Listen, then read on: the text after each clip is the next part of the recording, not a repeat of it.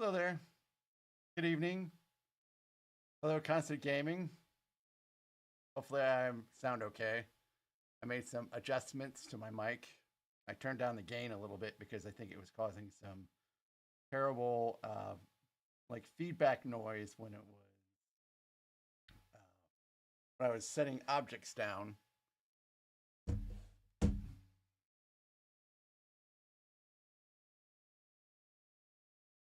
So, anyways, I hope everyone's having a good Friday. Um, things are going okay. If you're new to my channel, hey Alex, my name is Jason. You can call me Mac. You can call me Jason. Just don't call me Yes, Shirley. and don't call me Shirley.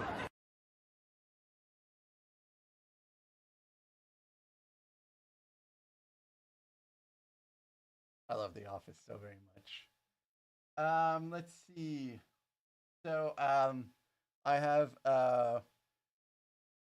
some kind of housekeeping things to go over here in just a second. The first is about my mock.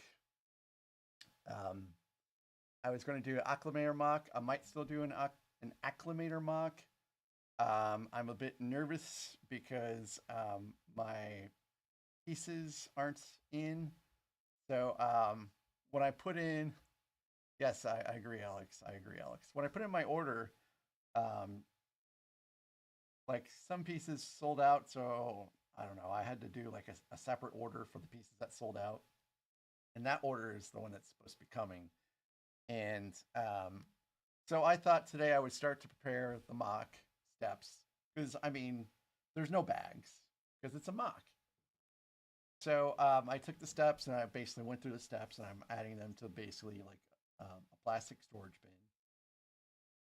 And I got to step 44 out of like 1,148 steps or something like that. There's a lot of steps. So I got to step 44 and then it called for a 2x2 flat. And that's one of the pieces I'm waiting for. So I literally cannot proceed until I get those. So what's going to happen is it's probably going to be like a noon time game time decision. Am I too? Is it too? Can you not hear me very well? If Alex can't hear me very well, how about everyone else? Because I just want to make sure it's not just Alex. Constant, Arnold, can you guys hear me okay?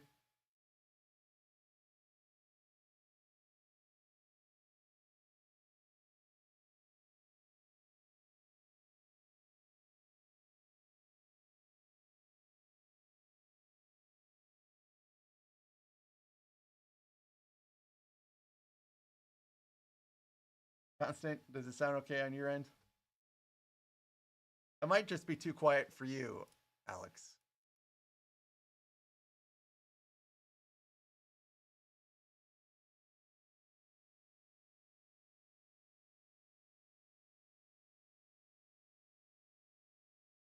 I'll turn it up just a little bit, just in case, I guess.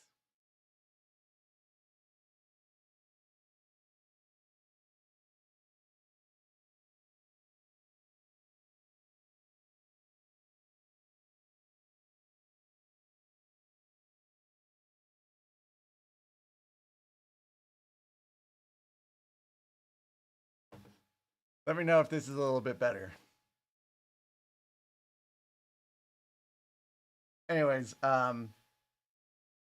so the castle mocks, which is the other option, on my um, community posts, I have three options. And if you haven't picked an option, please go to my community post tab and choose an option. Right now, I'm happy to build any one of those three. I have all the pieces to build any one of those three, but I have to sort out the pieces before I build it. So I kind of need to know which one you guys want, and then I kind of have to figure out if I'm going to get my Bricklink order. So we'll have to see. For some reason, this particular Bricklink seller took like 2 or 3 days past everyone else to send it, and USPS sucks. In my area, at least. It's so terrible to get things to me. Either FedEx, UPS, or USPS. It's just, unfortunately, it's where I live. There's no big hubs nearby. So, anyways, that's that about the mocks. There will be a mock. I promise you that. It will be my first ever mock. It's coming. The second thing is we have an edition of... What's in the box? Not till you give me the What's gun. in the fucking box? What's in the box? So there's two things today. Hey, Zim. Oh, I forgot to turn on the bot. Oh, well.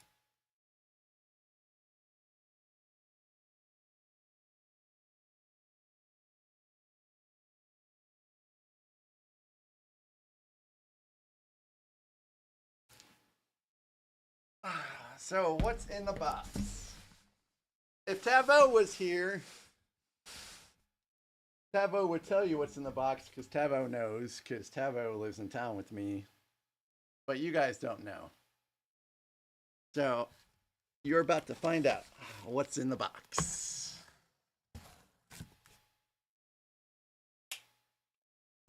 And there's no overhead cam on right now, so you won't know until I get it out. But I've been waiting for this for a while, so I'm super excited to get it, finally. Oh, psych!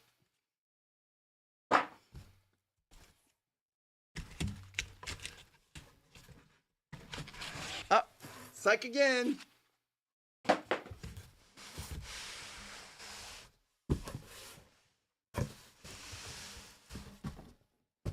I already have that.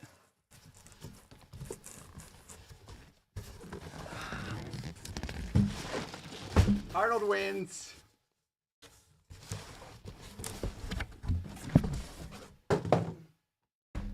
It is the Lion's Night Castle.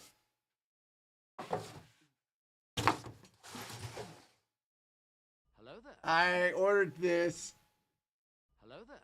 a long time ago. Look how big the box is. All you can see is my wavy cascade of hair.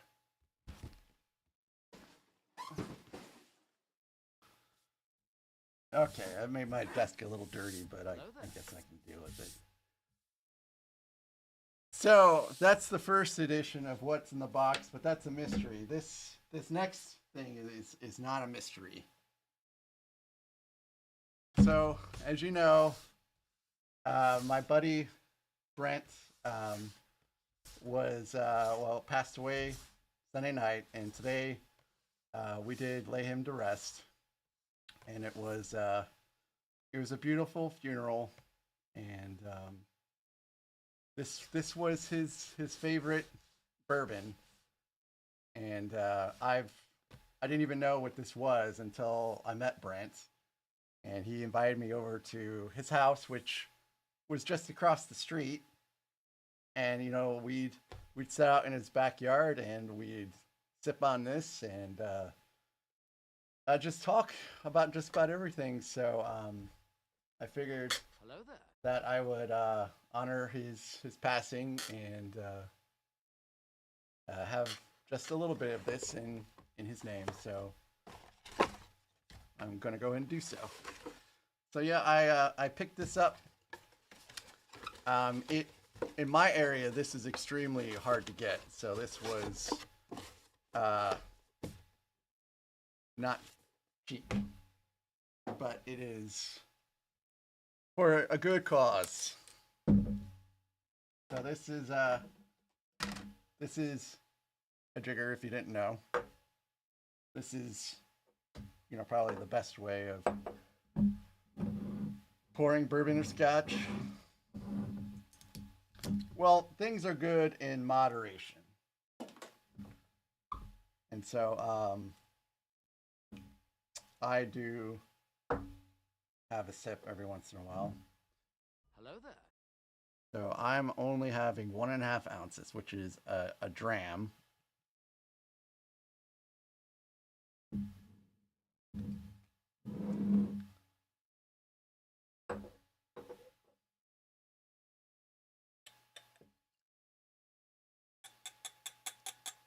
Flawless, flawless. Not a single drop was spilled.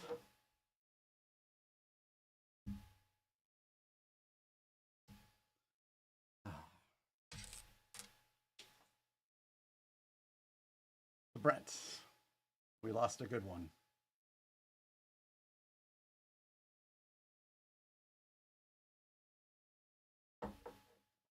May you rest in peace.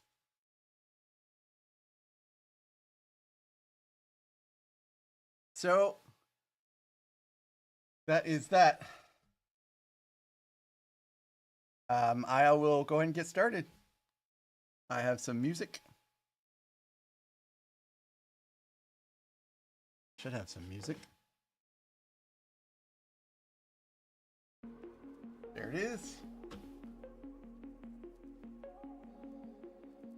I forgot to put all my bags away because my desk was covered up with pieces galore.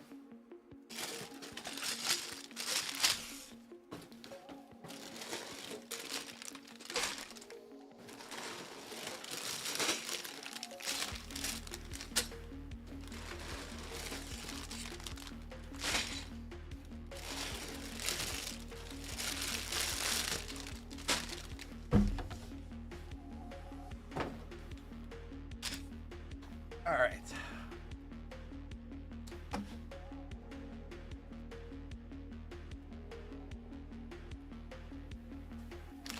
Greg, Brent was my friend and neighbor who passed away on Sunday.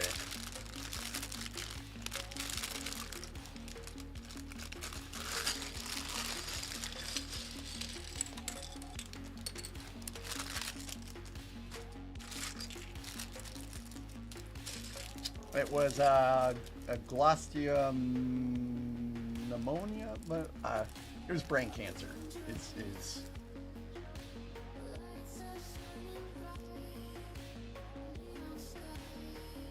hold on a sec.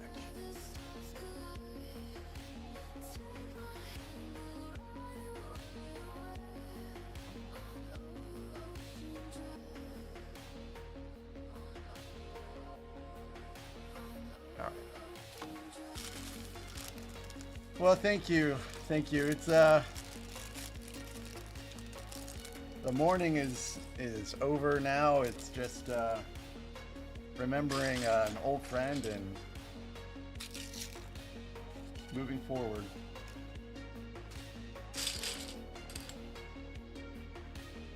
So I think his wife will continue to, live next door, and, I've made sure that she knows if she ever needs anything to not hesitate to let us know.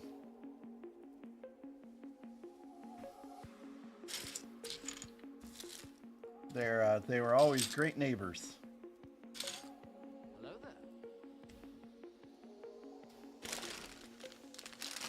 Looking for Boba Fett's head.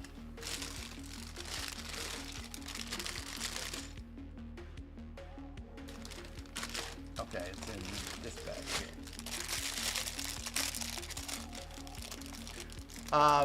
Hey Glitch. Wow, Glitch, it has been a while. It has been a while. Good to see you. And thank you, Greg. I'm not sure which UCS helmet and set combo you're referring to, but I've got 3 of them back there now.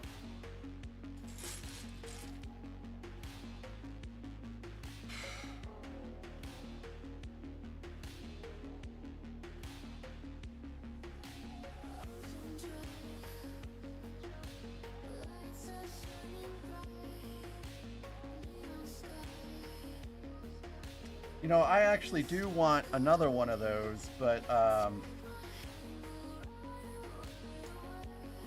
kind of waiting for it to come into stock at Walmart just so I can just go get it. But apparently it's not at my Walmart yet, somehow.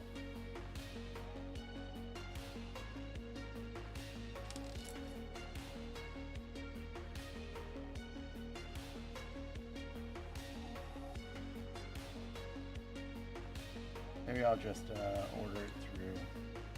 Well, it's just one of those, if I happen to see it and pick it up in the store type deal, I don't want to like order it, I guess. No, I don't have a Target. I live in the sticks. No Target nearby. I think the closest Target is about an hour and a half away.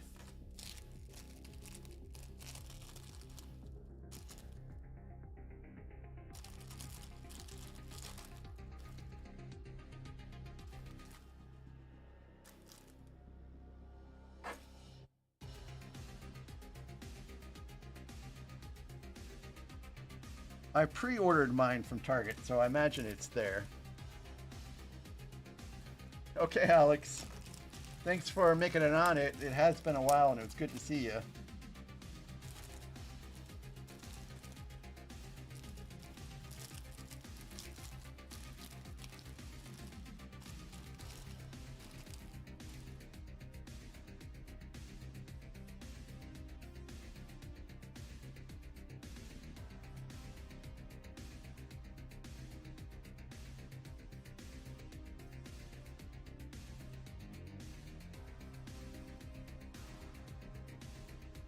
So yeah, Constant, I'm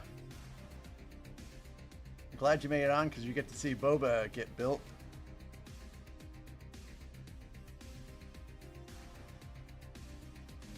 So there he is. Hello there. Hey Shifty, no, Carbonite Han is on Slave 1. Should probably go get it.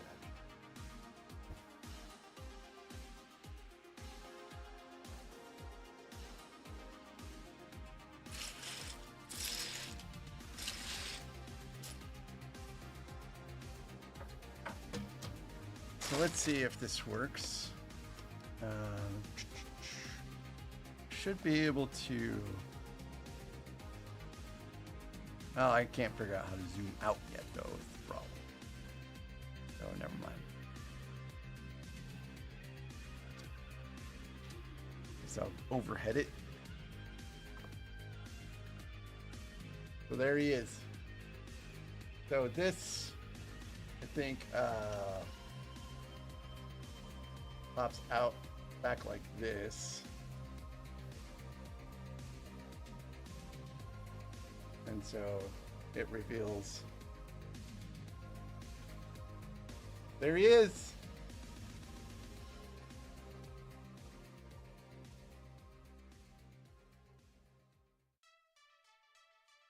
So then you just kind of tuck him back, and this whole thing kind of moves around the front.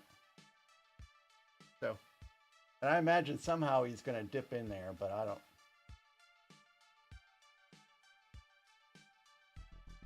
I haven't gotten to that part yet.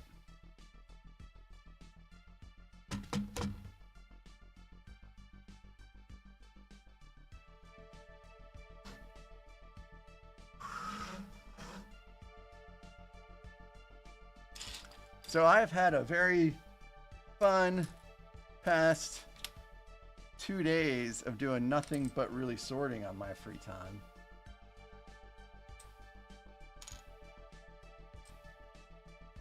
So many pieces. About, I want to say probably I've got 5,300 pieces sorted right now. Sorted and inventoried and ready to build out whenever I get the other stuff.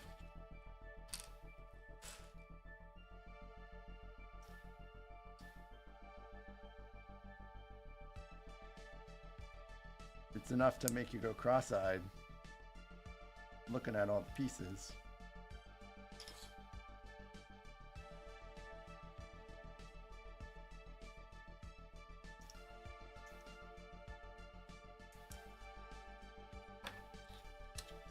I did have time to watch another of Jang's fundraising streams. That was pretty. He just had such great content. It's just it's pretty amazing. I'm a fanboy. I'm a Jang fanboy. He doesn't usually stream on YouTube because he says it's not really as fun and the quality isn't as good, which to me, you know, raises some alarm bells. I think I've mentioned this actually last stream. So it just encourages me to check out that portion of it, not necessarily abandoning YouTube. But I do want to see what he's talking about.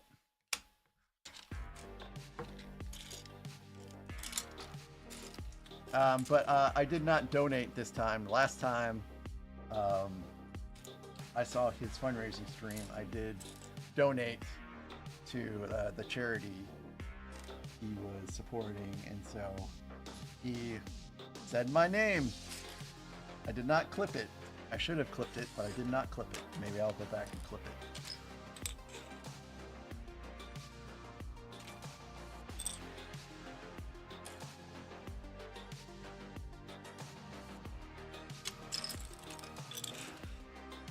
And between sorting and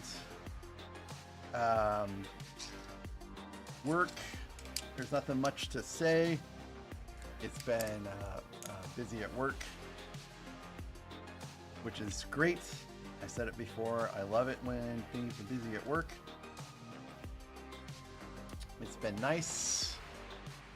Hey, nice, congratulations. It's been nice. So Charlotte and I have had some time outside together. Let the cats out, and the only thing I hate about letting the cats out is we leave the door open so they can come in when they want to come in, and when that happens, we just get a bunch of bugs in the house. Like we for some reason have like some gnats that have been hanging around. And I wish they would use a cat door.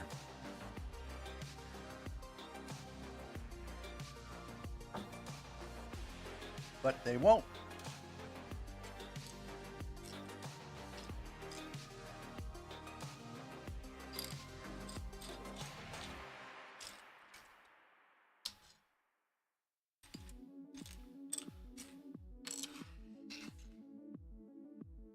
So anyways, that has been what I've been doing.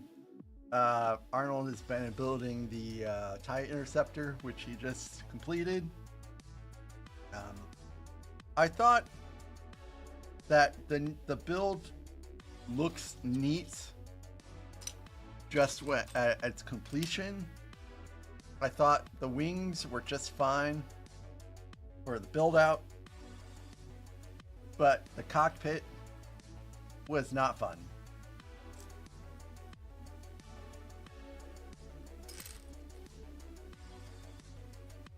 That is my only complaint, and it was very sticker heavy in a way that you didn't like it to be. Like tiny stickers, and back then I didn't know about the Windex trick, so it was a little frustrating. And I can't speak to the quality of those stickers either. I'll have to actually go back and look at that.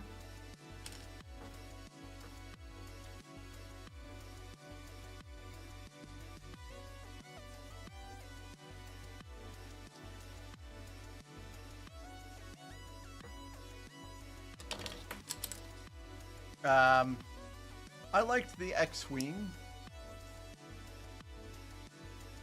I felt that was okay.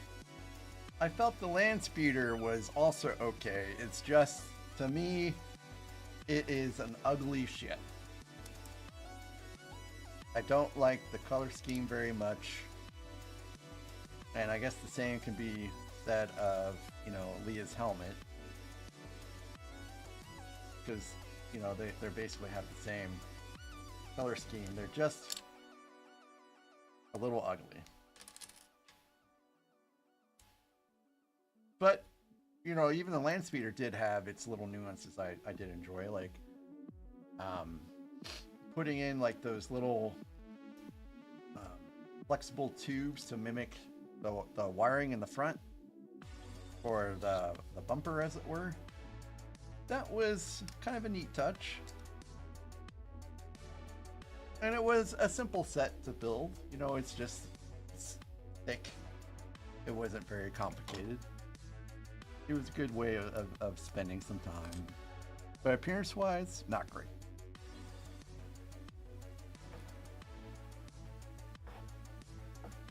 And the X-Wing, I mean, I don't think I had any real problems with that at all. Some people have mentioned some sagging wings, but I don't really feel like my wings are sagging very much.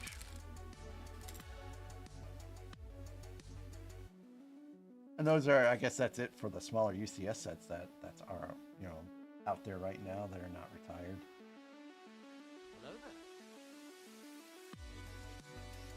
there. I don't remember who it was, but someone was asking me, you know, suggestions on what to get as a gift for somebody.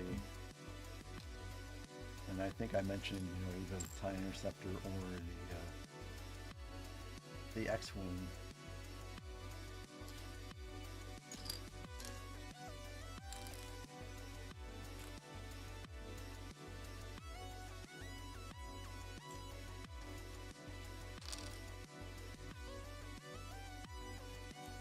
I think Jabba Sail Barge is pretty good.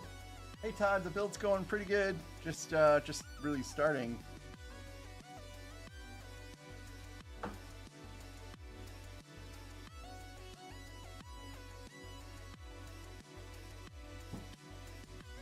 Speaking of Windex.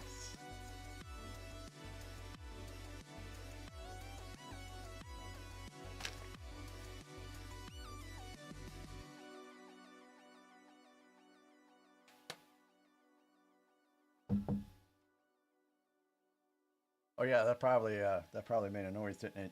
So Randucci clued me in on some distortion I kind of didn't know about what's happening when, because I don't ever really watch my own stream. Believe it or not, I don't like being on video, which is so unusual considering you know what I'm doing right now, and I also really don't like pictures being taken of me, but here I am. Anyways, I don't usually watch my stream, and then he let me know. So I watched it and I was like, okay, well, what is this called?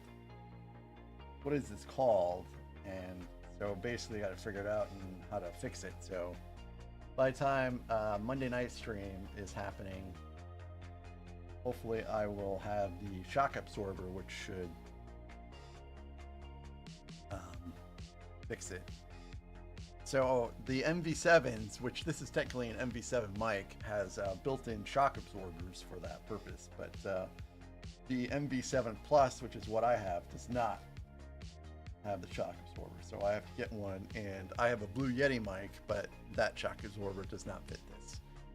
And yes, Todd, good luck with the build. It was tough.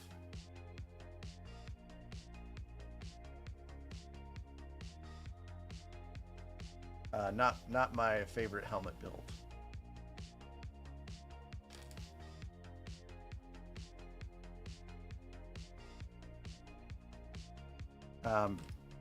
And I saw Jang, that's what he was building during his fundraiser stream, and it didn't seem like he had a good time with it either. How would I rank the UCS TIE Fighter? I would guess your ranking is about fair.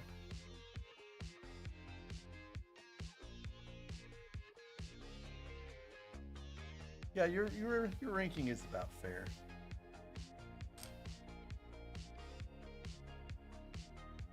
Um, 10 out of 10s. A 10 out of 10 builds, I would say, would be the Superstar Destroyer. Absolutely loved that build.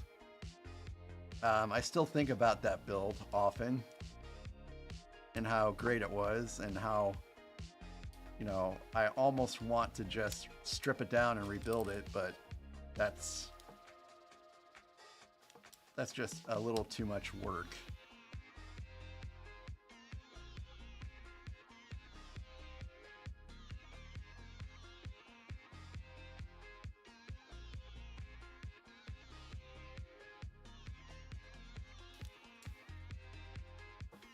Let's see, what else is that good 10 out of 10 build? I would say that Death Star I built, that was a good 10 out of 10. I really enjoyed building that out. Much more than I thought.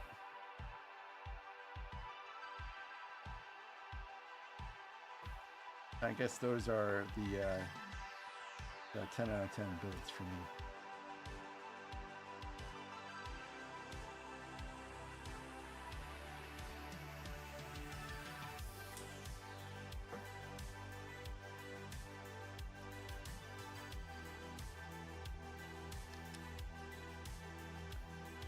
Razor Crest was great. I did have some issues building it out, so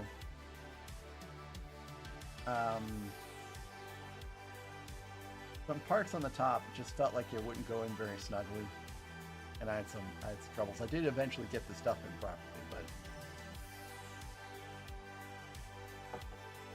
and the same thing with the Venator. It was tricky to get some of the pieces towards the top to pin in properly, and it was a little frustrating. When I have to like actually Google to watch a video to see am I building this right, I'm not going to give it a 10 out of 10.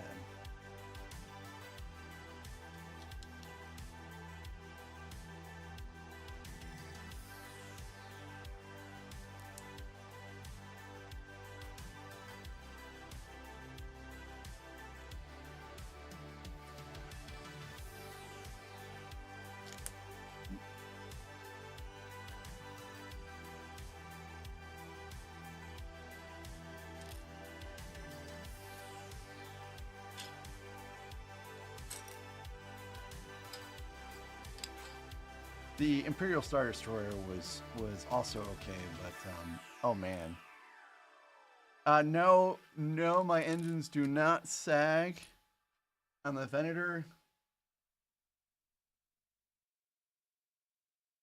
I don't think they're sagging anyways. So I knew about engine sag before I started building it out.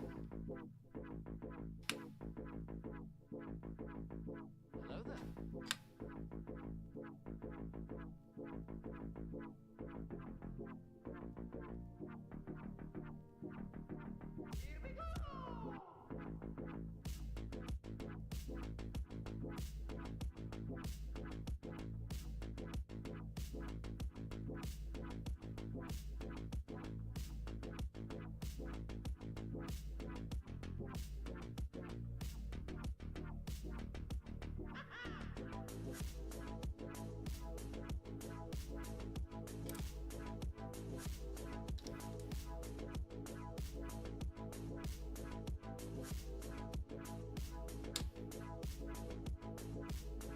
I guess it just goes on top of it.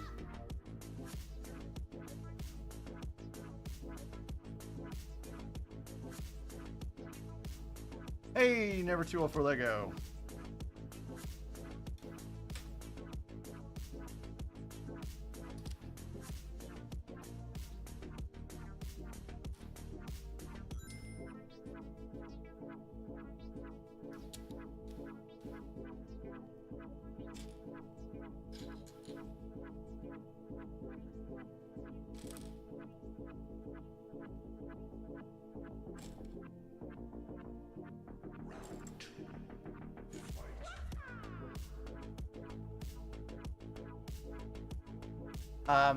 So I set up today's stream on YouTube itself and not on OBS. And I did set it up for the lower latency setting, so hopefully the delay is less.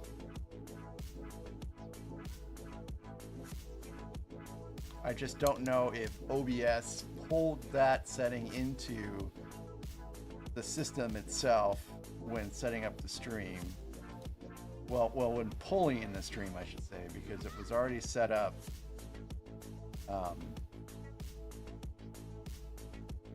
It was already set up by YouTube earlier. Does it sound like there's less of a delay?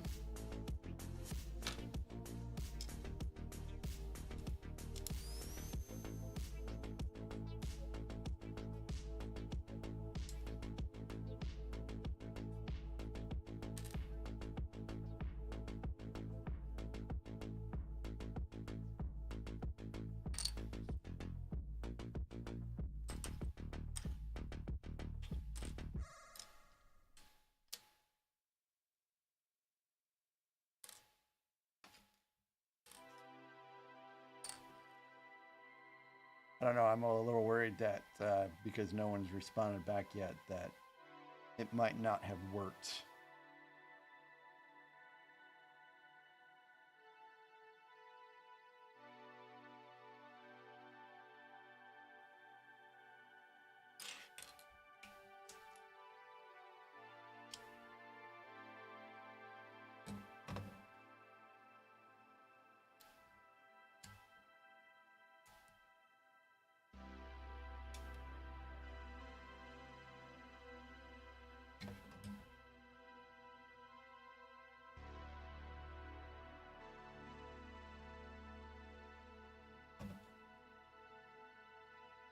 Yeah, it's gonna have a little bit of a delay, but it shouldn't be like, it shouldn't be 20 seconds or more. It should be like a 10-second or so delay.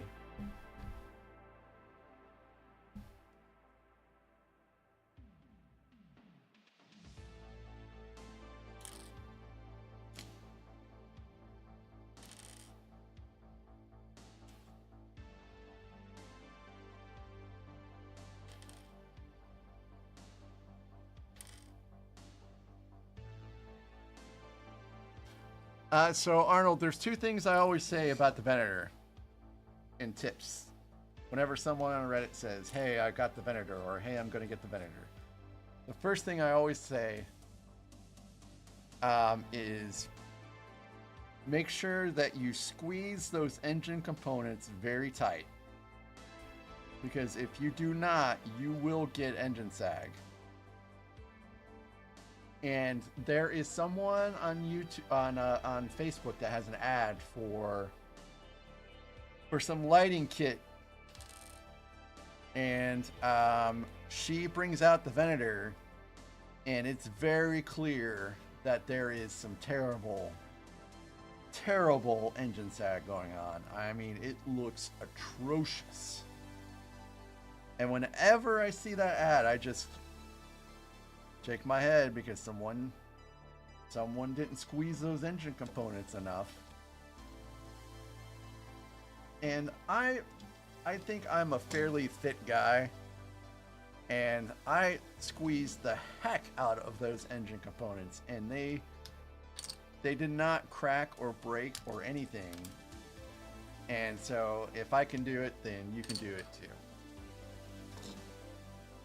Oh my goodness, never too old for Lego. It's just a mock, right? A Mego or a Lego mock, right?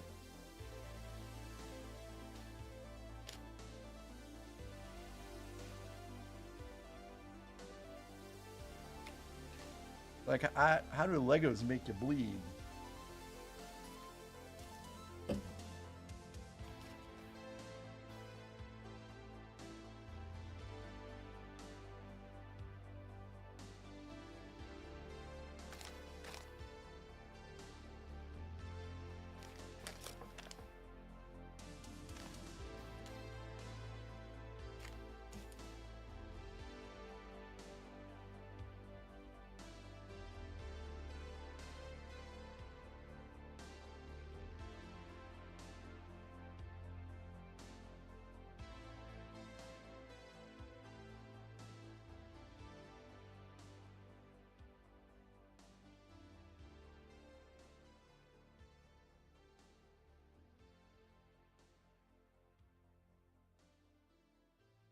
Jeez.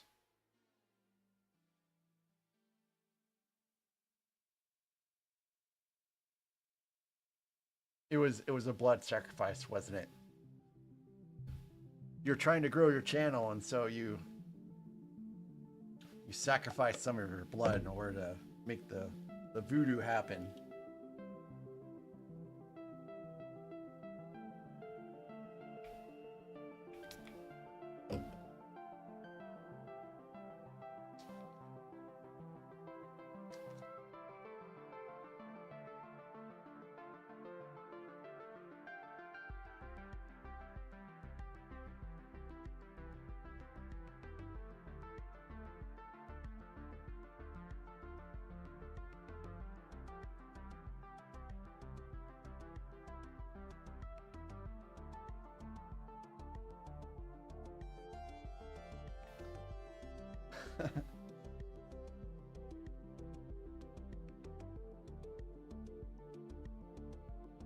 So, Arnold, the other thing I always talk about when it comes to the Venator is if you don't want to put those giant stickers on, Brick Tactical sells something called not a sticker sheet, and it has the same exact Lego pieces that are shipped in the Venator, but they're pre-painted with those stickers.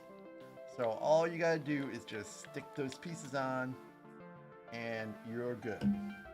No one can tell the difference. Well, I pretty much have the same problem. Never too old for Lego. Where, you know, for a period there, I was getting some pretty good views, and now I'm not really getting a lot. But the strange thing is I'm not getting a lot of live views, but I'm getting a lot of views once the stream ends. Like, my views are doubling once the stream ends. So I can't really complain too much.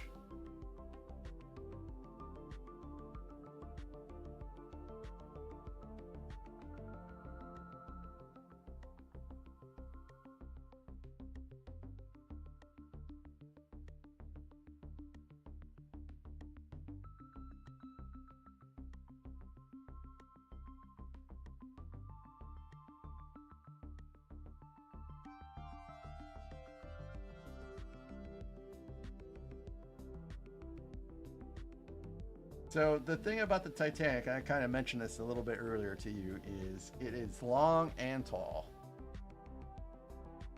So, and it's also, it's such an iconic little set, and there's so many little details in it that you want to get a display case. Like, I have the Venator, I have the Imperial Star Destroyer, I have, you know, the AT-AT, I have all the Millennium Falcon, Death Star, of all these huge sets, and I have only one set that is in a display case, and that is the Titanic.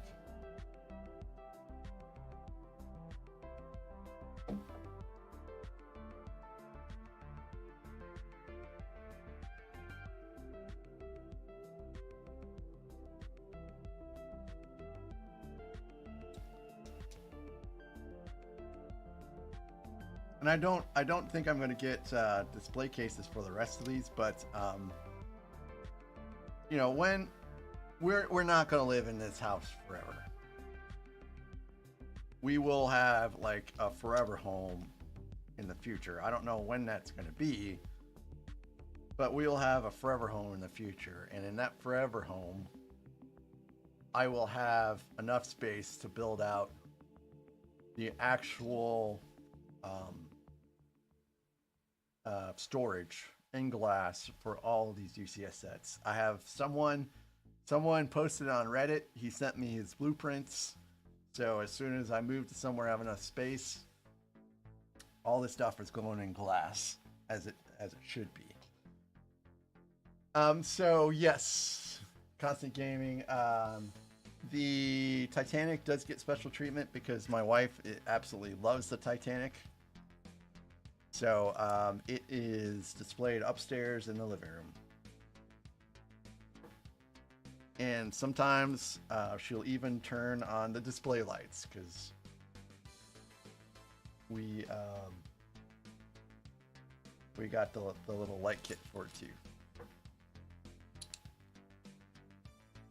And it's the Titanic that launched what I'm doing right now.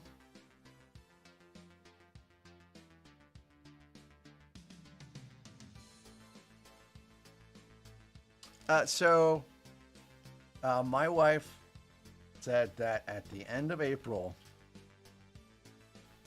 maybe, if she has enough time, the unboxing stream of the T-Rex that's coming out, she would help me build it for that one night only. But there's a lot of time in between now and then for her to potentially change her mind. So I'm not promising anything, but that is the guarantee I can get from her today.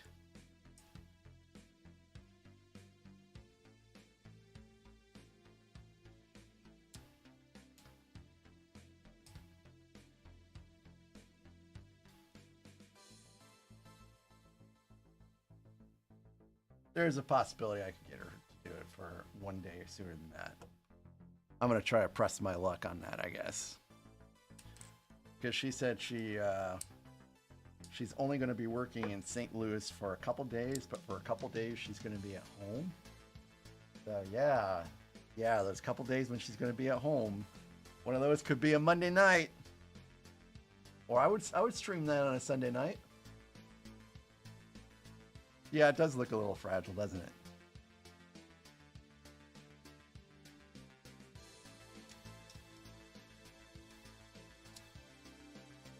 It also looks pretty neat.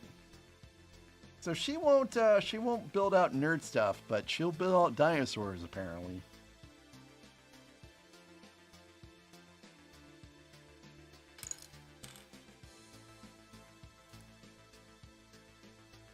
One of these days she's gonna tune in and I'm gonna be talking about her and she's gonna text me and she's gonna be like, "Why are you talking about me?"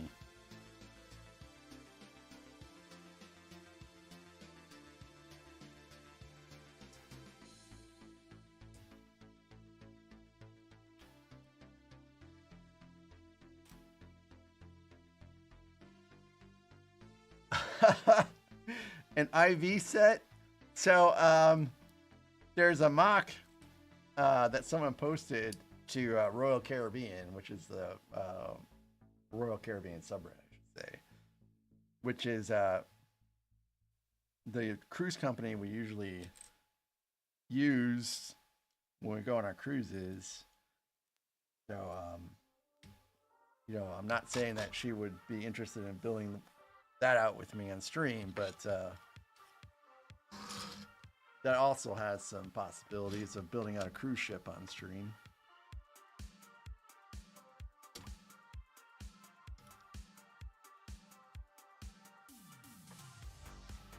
Okay. One of those are in.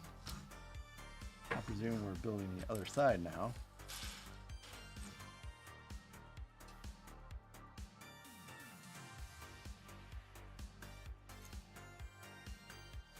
I think her presence on my stream would cause me to go viral because she is just that pretty.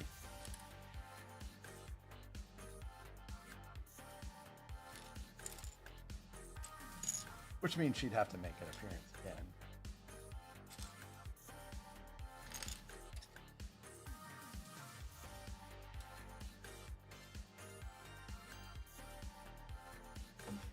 Also,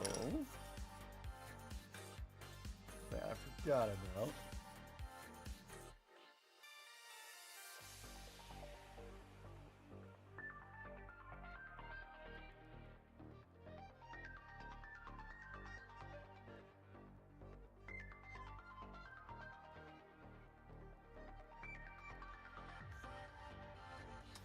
sorry, it's something I forgot about.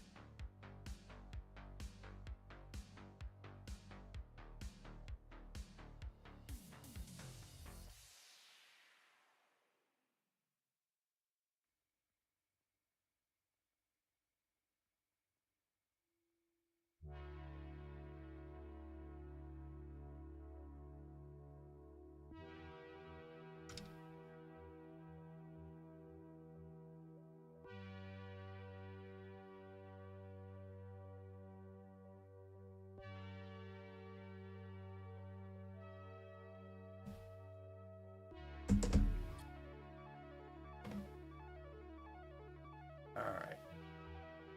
Let's see. So,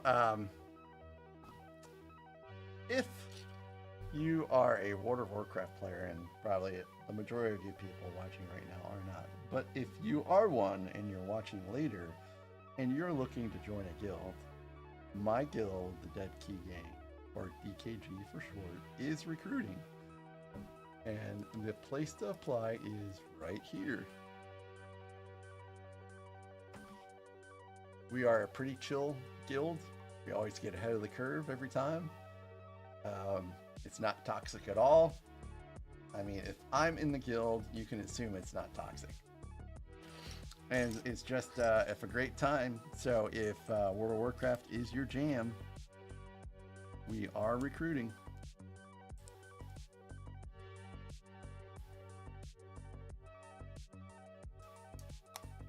I think all the details are also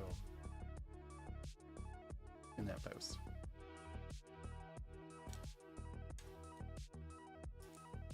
About the raid times and everything else. And if not, you can just hit me up and I will make sure I get you the deets.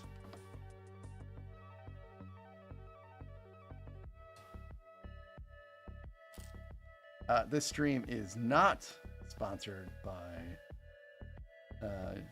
DKG. I'm just doing this on my own behalf.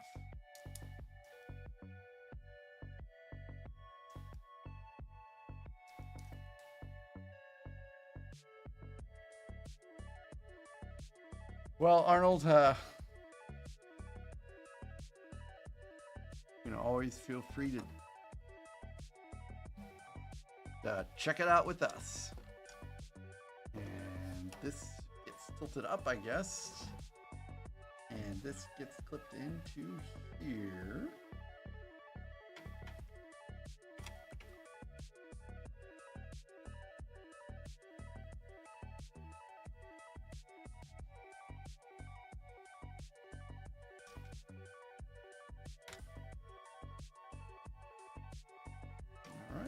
Yeah, see, that goes right in between, so it stops it from going up too high. That is a great technique.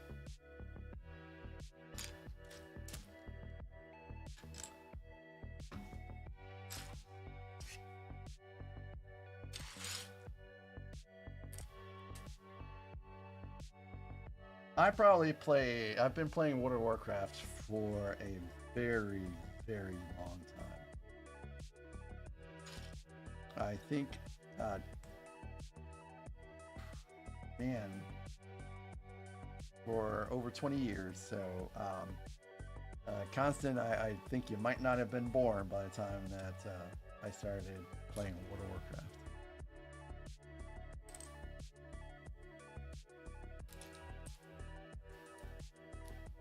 Heck, I'd say a lot of you were very young by the time I first started playing Warcraft. Except for Zim, he probably was young enough to play it back then, I assume.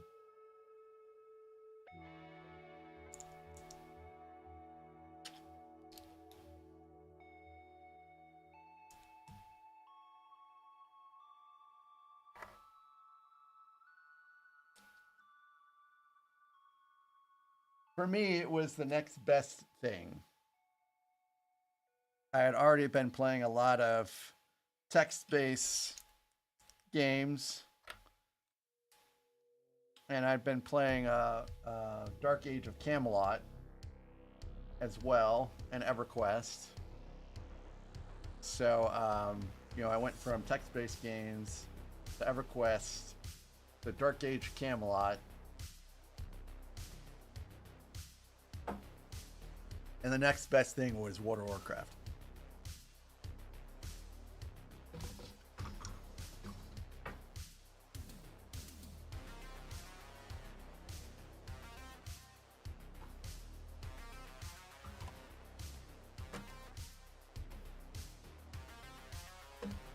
Bingo. Here you go, Constant. Root beer.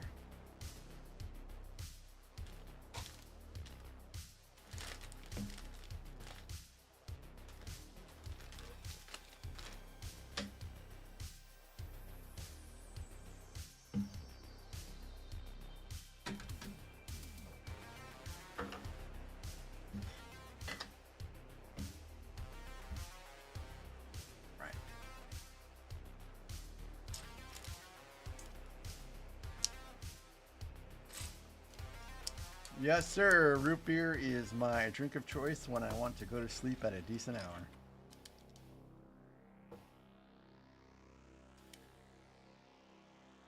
So if you notice, I don't usually drink root beer on Saturday night streams because I don't care. I will sleep in Hello there. Sunday morning with no problems. I can also sleep in Saturday mornings with no problems, but usually I go out and do stuff Saturday mornings. Like every Saturday morning at 8 o'clock. Hey, Rex! Gotcha. Well, if I even look at that kind of root beer, Rex, I just get fat.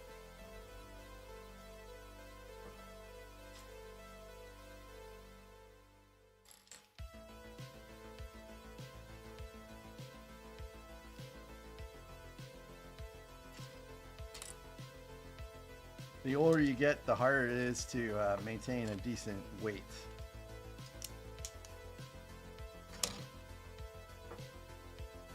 So I tend to drink sugar-free stuff, which, I mean, my mother-in-law thinks, or not my mother-in-law, my stepmother thinks that I'm killing myself by drinking sugar-free stuff. She might be right. I don't know. I'm fine right now, I guess. And I work out 5 days a week and go on a 5-mile walk on Saturday mornings, every Saturday morning.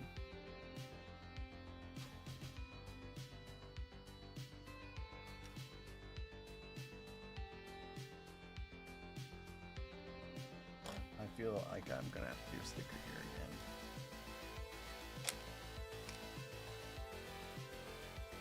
Root beer does not keep me awake. It has no caffeine in it.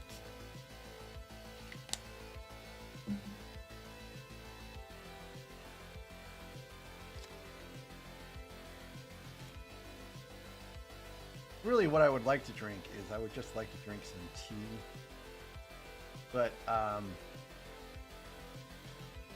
talk a lot and so my throat gets a little dry. And usually, if you care about the quality and taste of your tea, you only fix 8 ounces of tea, and that is not enough to get me through.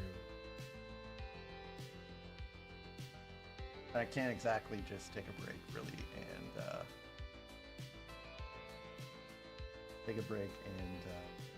brew some tea. So they had an A&W root beer place in my hometown, and they kept the glasses in the freezer. So when you got your root beer, it was in a frozen glass. It was amazing. It was definitely a great little childhood memory.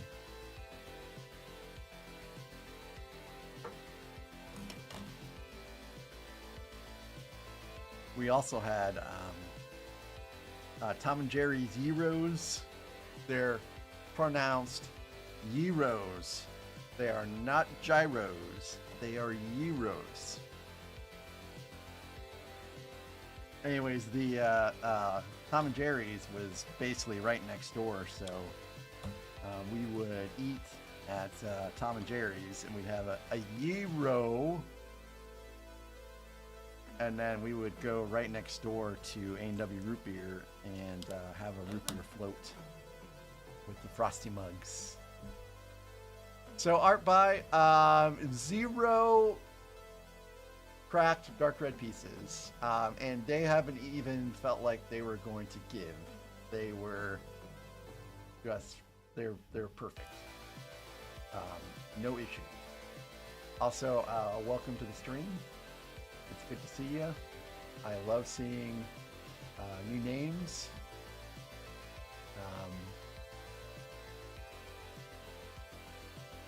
Yeah, everything has been perfect. I had some issues with reddish browns in the TIE Fighter, which I just built out not too long ago. But even that just cracked just a hair, but not to the point where I could not continue building out.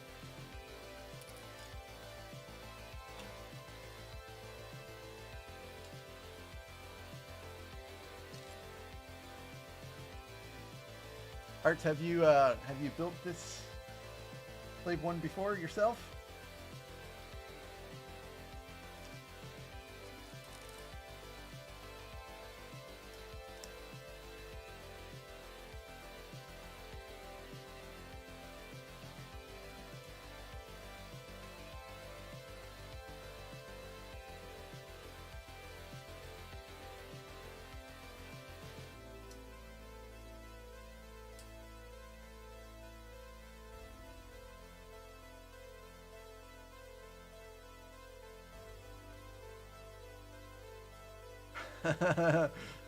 Okay, Rex. I mean, that sounds pretty fair, because gyro is it is a Greek dish. So, however they say to pronounce it is probably accurate.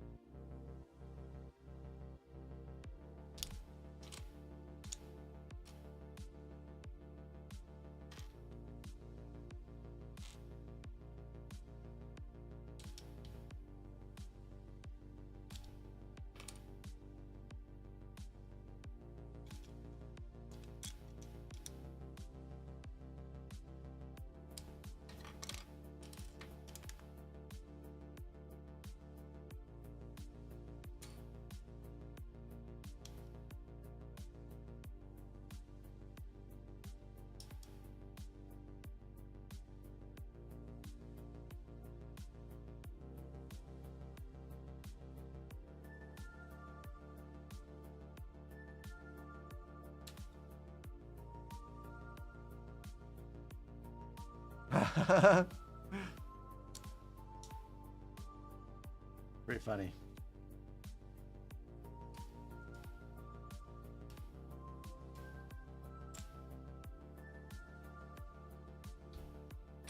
My dad he's a pretty nice guy, but he would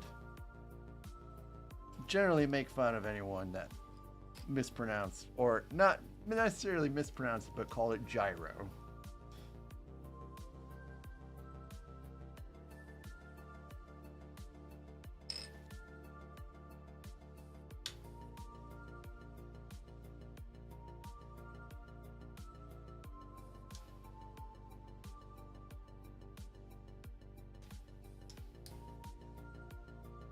I wish I could get a Euro in town that was any good.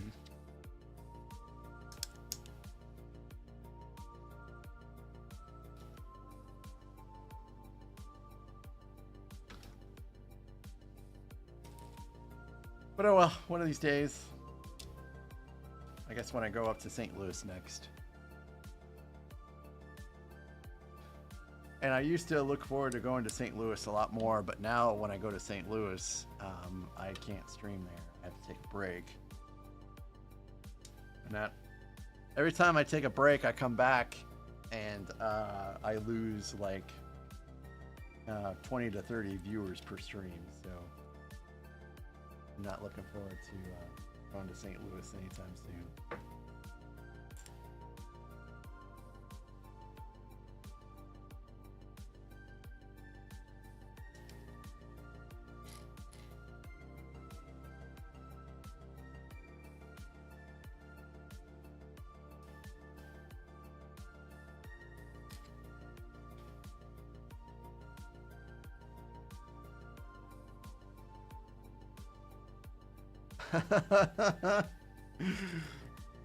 Blitzed on wine from clay jars. That's the way they used to do it back in the day. Heck, I don't know. They might be drinking from clay jars now. I've not made it out to Greece. One of my friends is going to Greece this summer. I'm a little jealous, but I mean, I've had my trips already. My big trips so far this year. I went to Singapore. I went on a cruise. I'm probably going. I think I'm going on another cruise actually here in May, and then we're going to Denmark and Germany in December. So I can't be too jealous.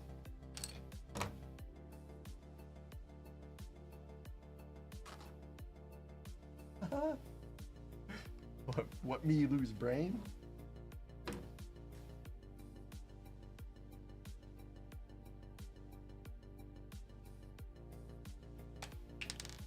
I've never been able to get into wine, and some people swear by wine and say it's the bee's knees, but it just ends up stinging my sinuses terrible. So, and I don't know why that is. I think I have sinus problems.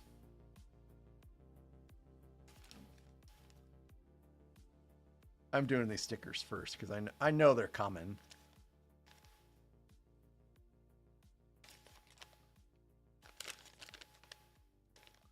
So 12 on the left this time.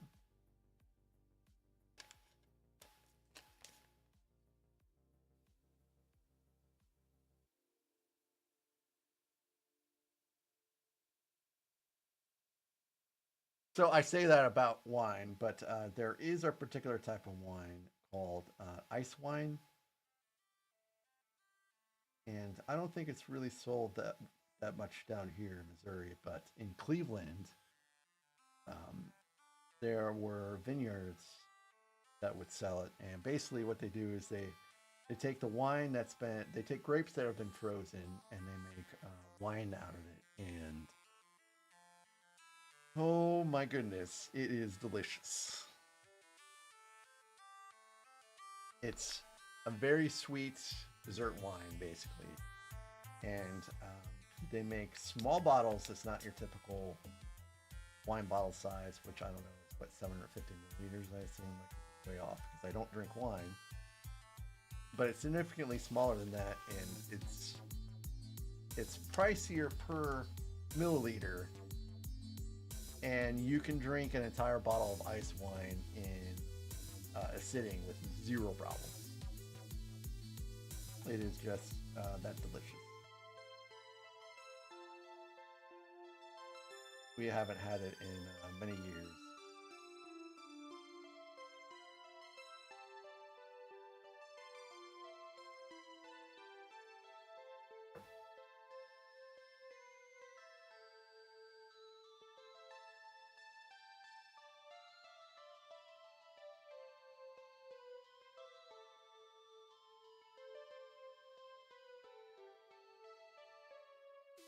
So if you tuned in late, I'm planning to build a mock starting tomorrow.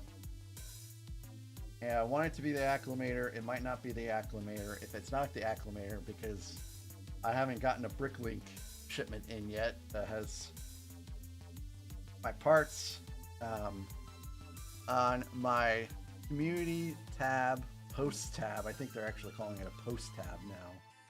On my post tab, I have 3 options of a castle mock to build tomorrow, if I can't build my acclimator. So if you want a say in what I'm going to build, please vote. Also, Rex, I don't think I've seen you since Monday, but I caught 2 of Jang's streams on YouTube. I think you mentioned that you've watched Jang on Twitch.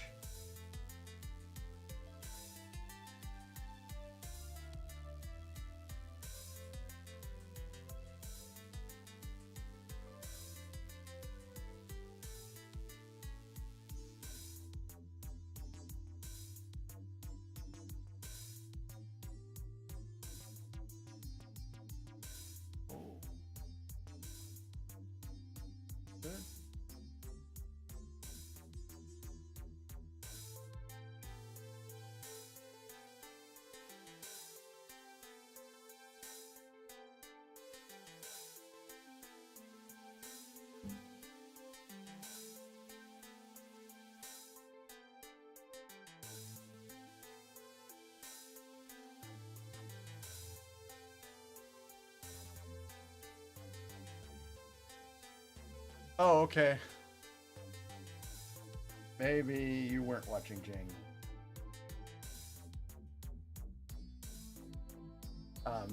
This is my first time buying anything on Bricklink,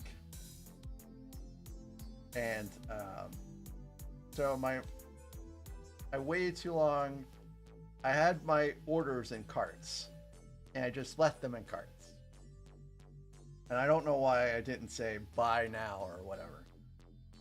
And the next morning I went to go buy it, and some of the people that I had carts for sold out some of the pieces. So I had to do another Bricklink order. So I did those 3. It ended up being 3. And then immediately I put in a 4th one for the pieces that sold out everywhere else in my other carts. And it's that person that took 3 days to sell or to ship my stuff for some reason. I don't know why it took 3 days. So that, and USPS has put me in this conundrum.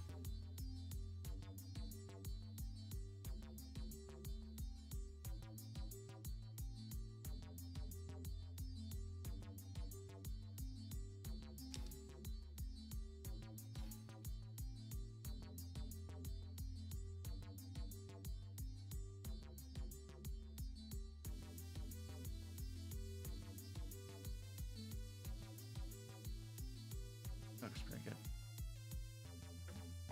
Oh, goodness gracious. I saw that a home invader? My goodness. Hopefully the home invader was like a squirrel and not an individual. And if it was a squirrel, I hope the squirrel is okay.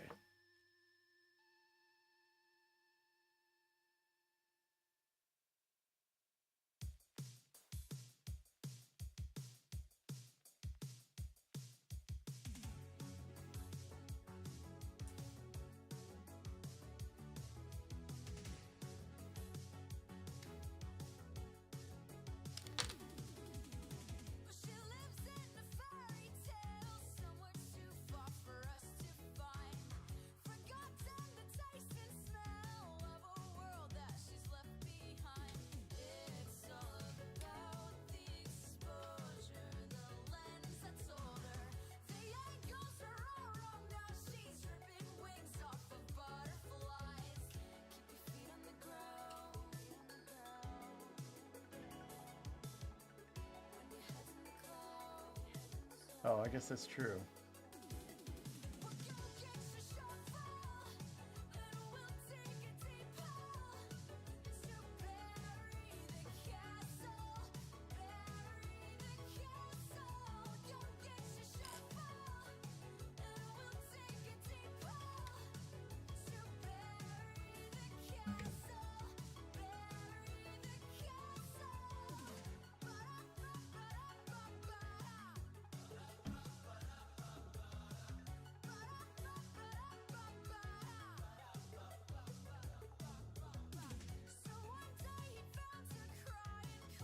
Well, I'm glad that everything turned out okay, but that sounds pretty scary.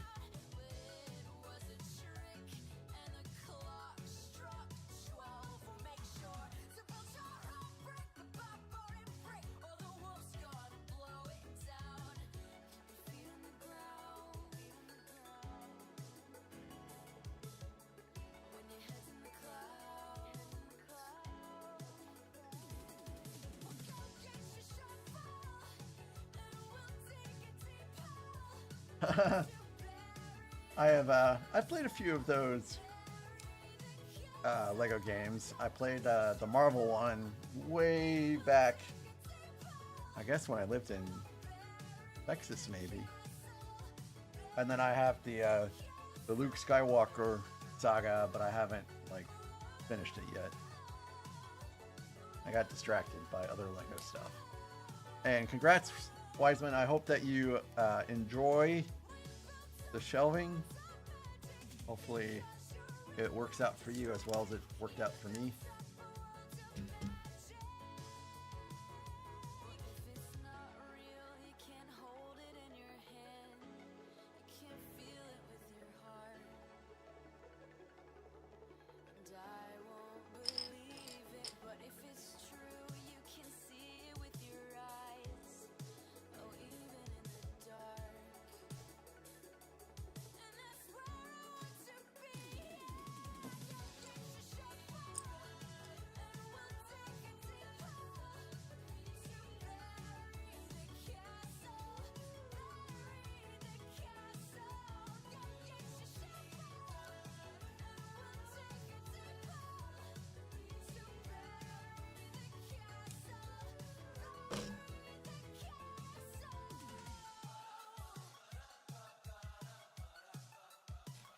You know, those games are pretty fun. Just feel like I don't have time to play anything right now. What I need is I need a good staycation.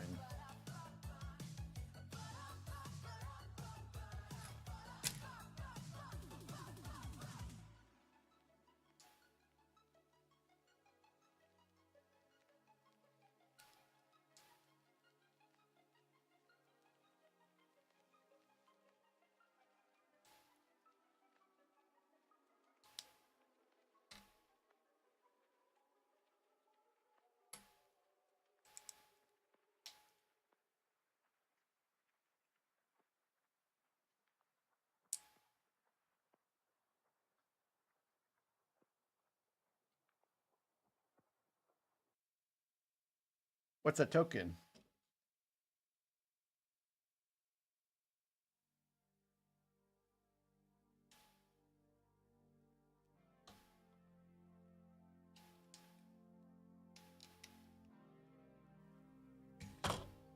Is a token like one of those scannable Miis or whatever?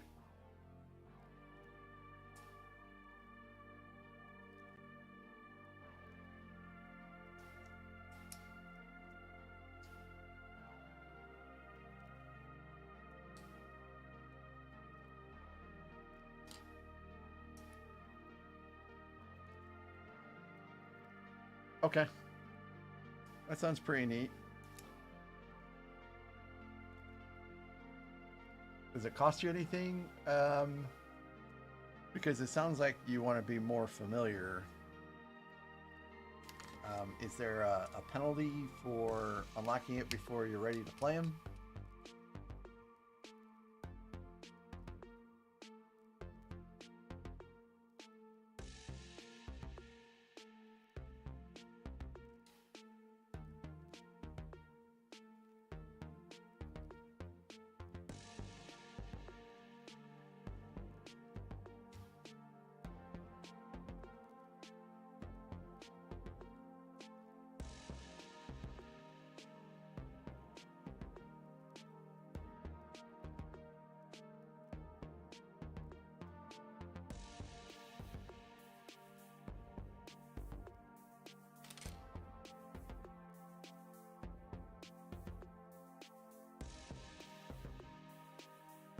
Gotcha.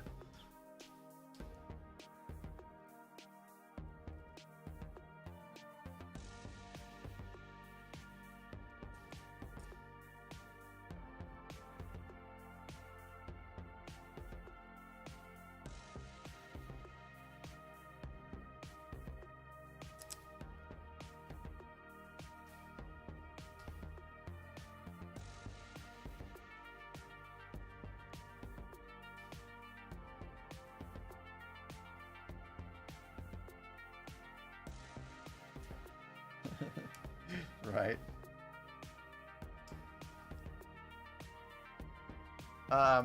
Arnold, which mock? Are you talking about the Acclimator mock?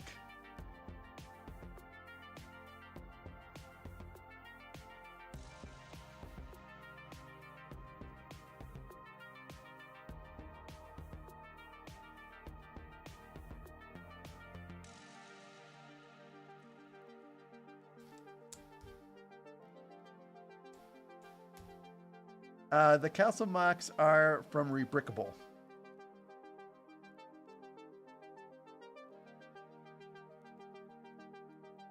And I found one of them from the castle subreddit. And the other one, someone mentioned someone that was making great mocks on the same subreddit, so I looked it up. Or no, I think someone may have posted about the designer, not of the Falcon's Desert Stronghold or whatever. The other two, someone mentioned the designer in the Castle Discord, not the subreddit, which is the busiest Lego subreddit I have seen so far. Discord, rather.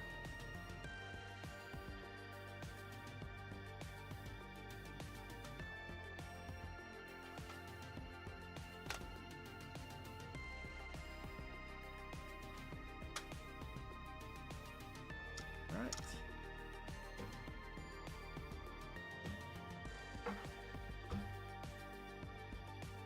I forgot to stick one of these pieces somewhere. And it's right here. Well, I'm so glad that was so easy to find. Well, that step took forever.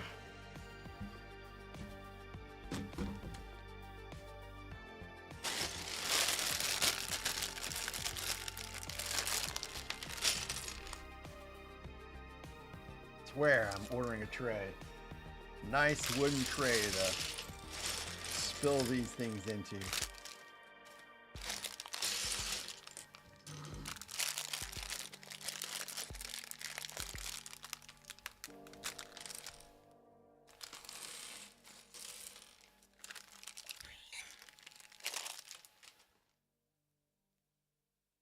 So how much is he worth, anyways? $55, $60.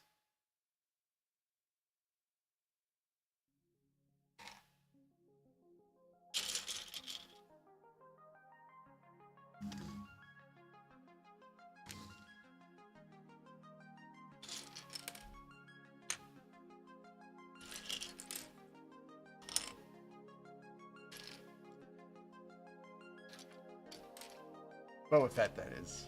How much is Boba Fett worth? If you weren't watching, just all by himself is a minifig. How much is he worth?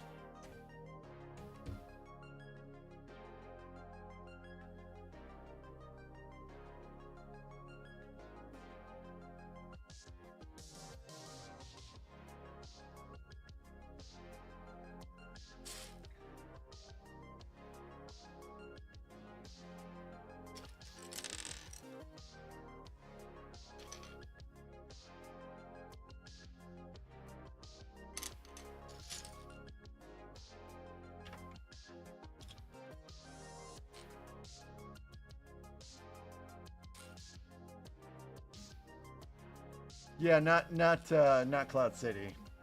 The Boba Fett that comes with this set. I know that Boba Fett is worth a lot, which is why Cloud City is probably worth so much. But the Slave One Boba Fett, how much is he worth?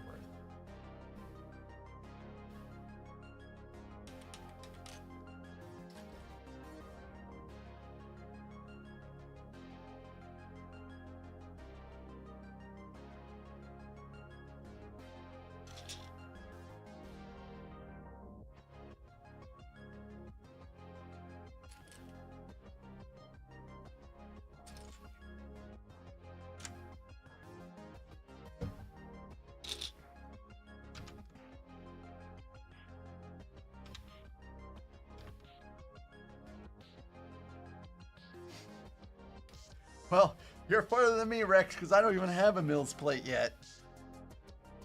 I've been constructing one, but I'm pretty sure I'm just going to have to order the parts for it because I just, every time I go and spend like 30 minutes or so digging through bulk bin Legos looking for Mills pieces, I come back and I've only constructed like maybe a quarter of it.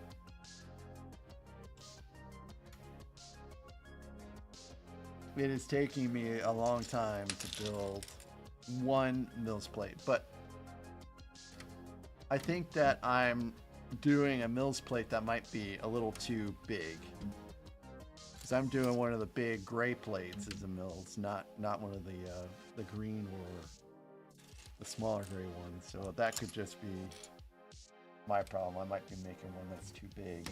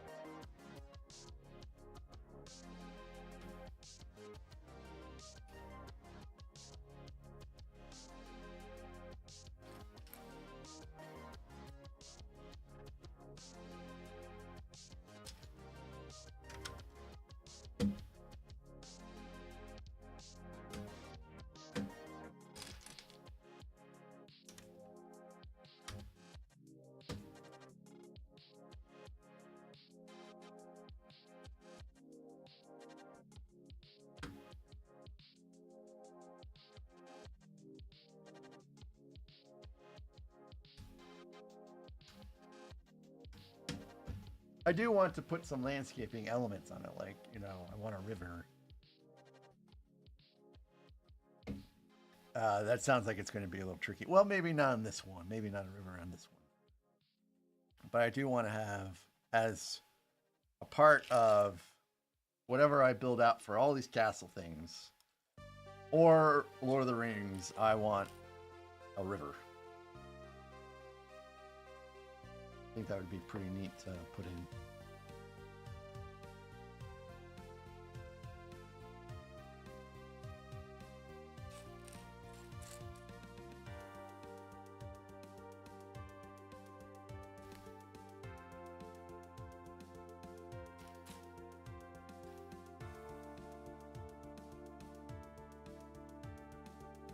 I'm still a little bummed that I couldn't get that seaside harbor.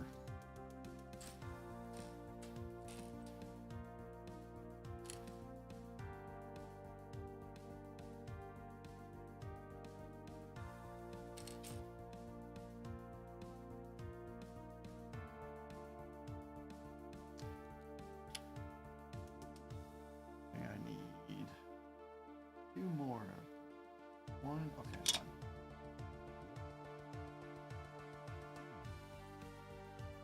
Yeah. And I think I'm using a bunch of 3x3 plates. Just a bunch of them on top.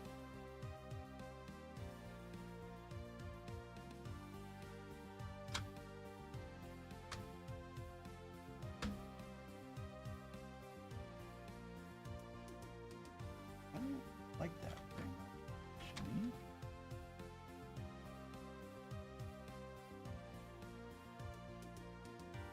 Oh, I forgot some gray pieces. That's why it's not turned out very great. Oh. 4s.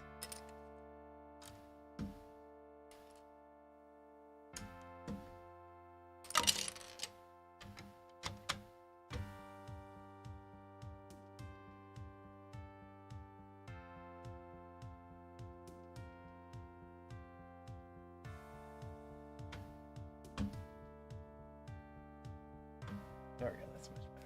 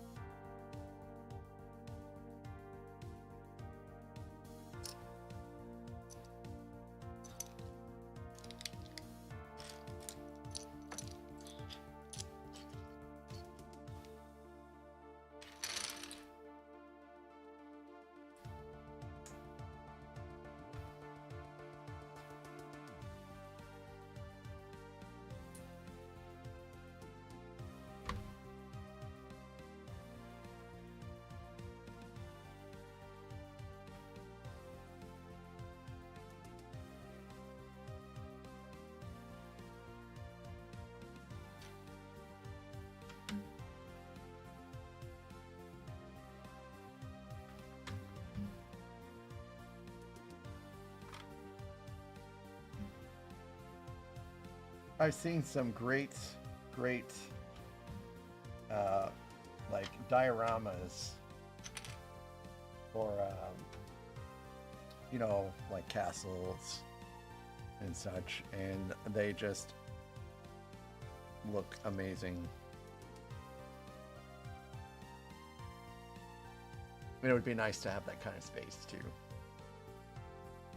to be able to have something like that set up.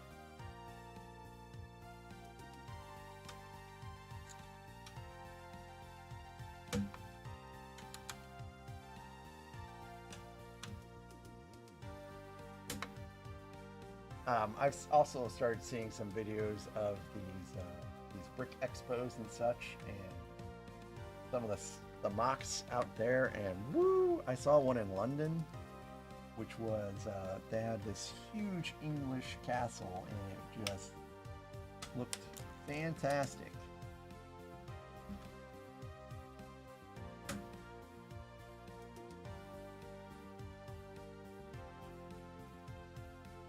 And they took like the I don't know what you call it, but it's like it's a 2-piece, but it's rounded. It has a hollow inside each of the little pegs or whatever, and they made a bunch of those to make circular towers. It was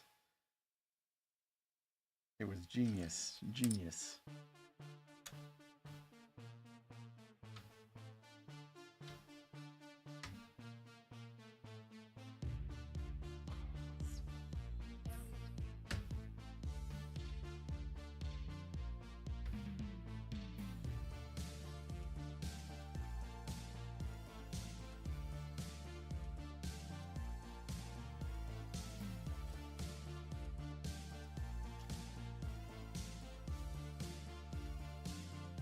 I'd had to have taken them years to have built out something in that size. I think that the dedication is amazing.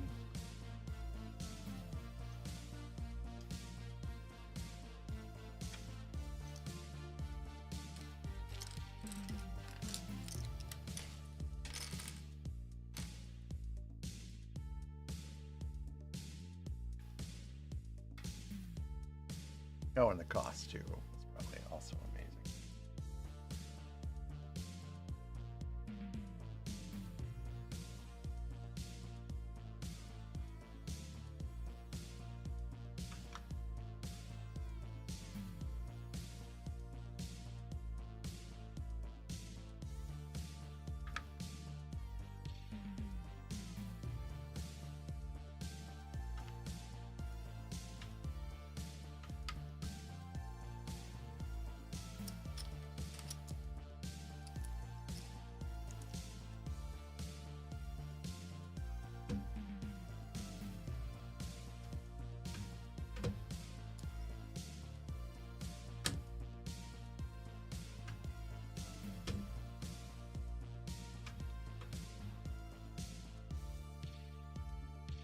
Making faster progress right now.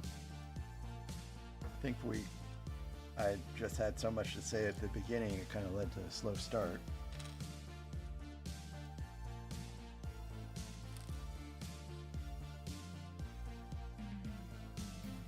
But I'll have you know, I had no sound issues at the beginning.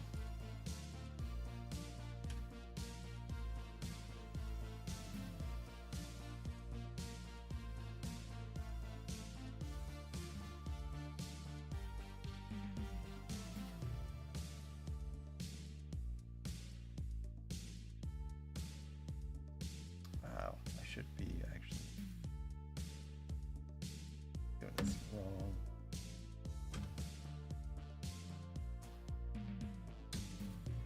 So anyways, Rex, what ultimately happened with your home invader? Did you contact the police and they came and they took him away, or did you run him off?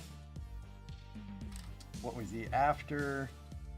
Was it someone that, you know, I'm just curious.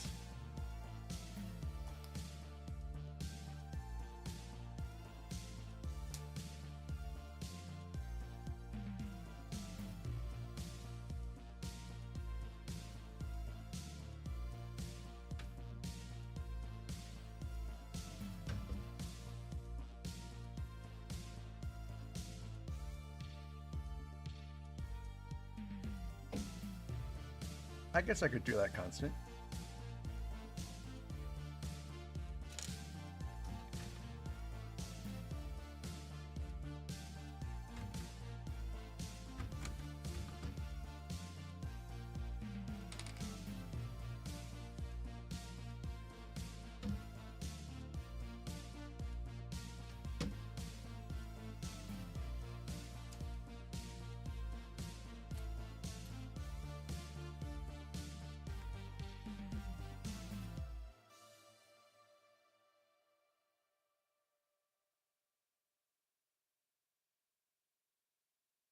I guess that's fair.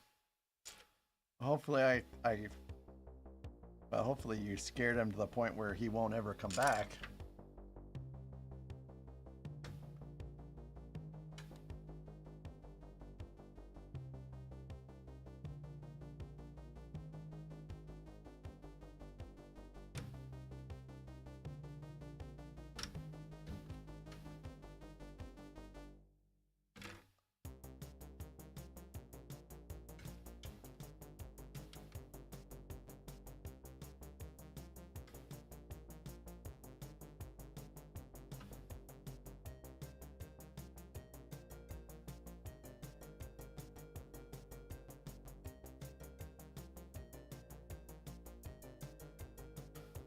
Hmm.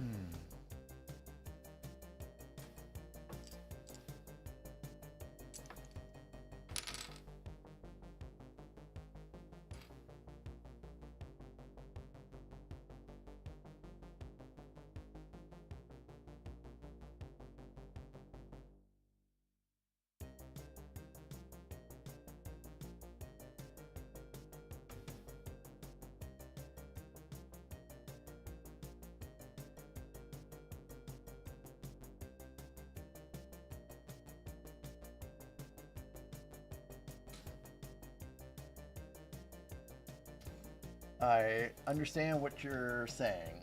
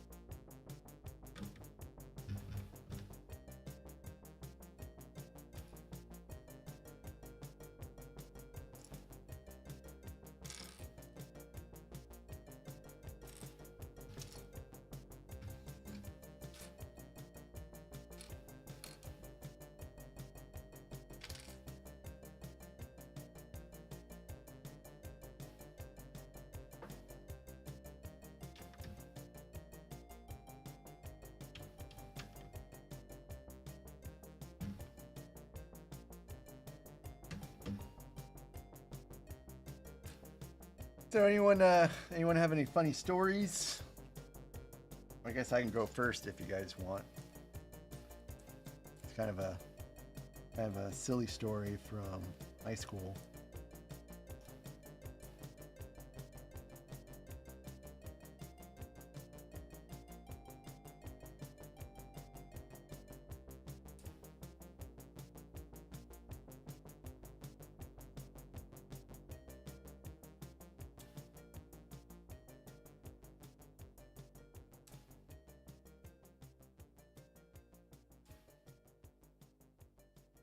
I can't tell if this is supposed to go in the exact middle. I think it might, because I think, yeah, I can't tell if this is supposed to go in the middle or in the edge. I think I might go in the middle.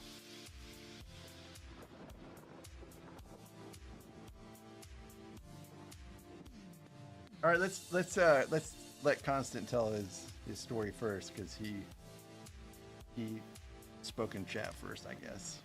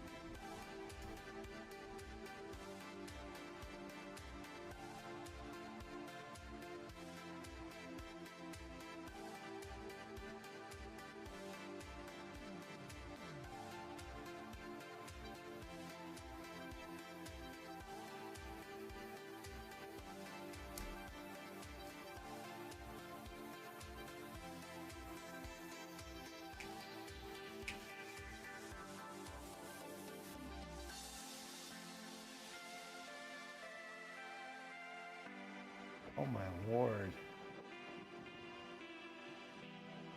How did you get botulism from eating chocolate Easter eggs? That is what I would like to know.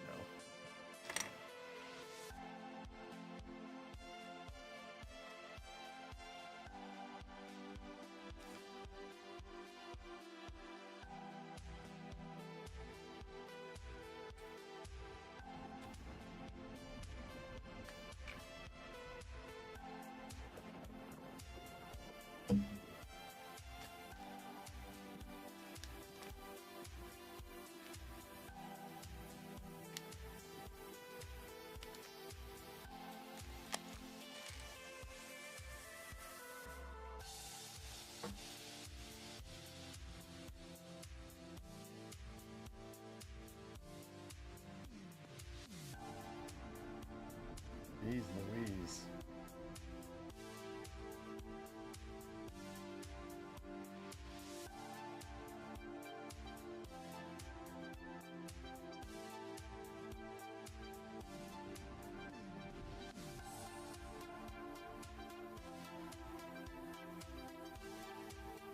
Oh, Constant said he had none, not one. I apologize. I misread that.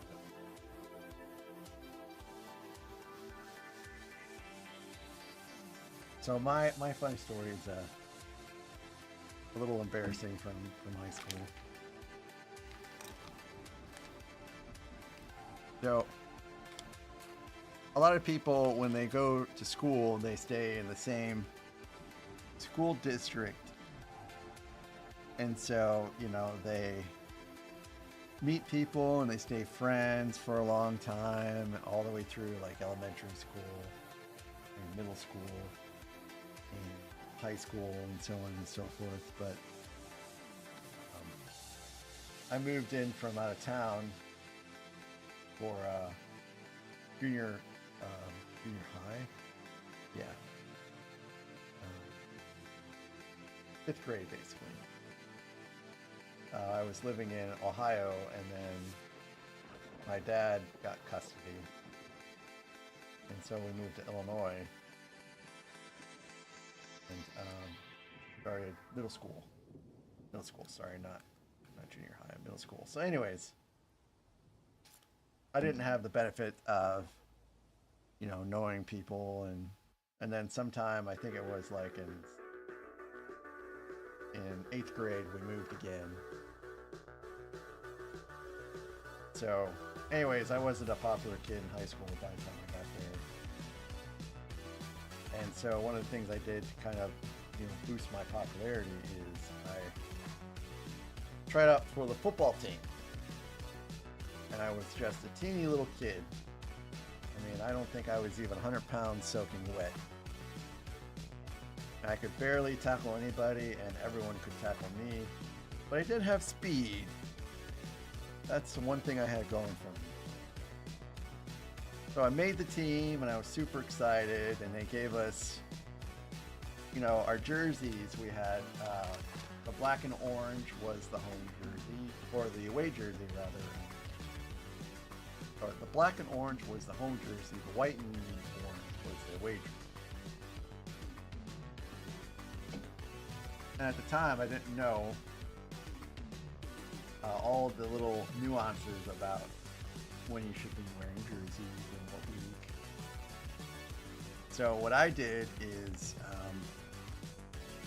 on the first day of school, I was so excited, I wore my away jersey to class the first day of school. So if you don't know, you're not supposed to wear any football jersey unless you're playing that day. And we didn't have a game for like 2 weeks. I didn't know any better. I just was excited that, hey guys, I made the football team, look. And I got made fun of so very much. It was terrible. And I think I actually skipped one of my first classes, and just before it was time to go home, I got pulled into the men's restroom by a senior that was on the football team, and that senior took me into the handicap stall, and he tried to give me swirly.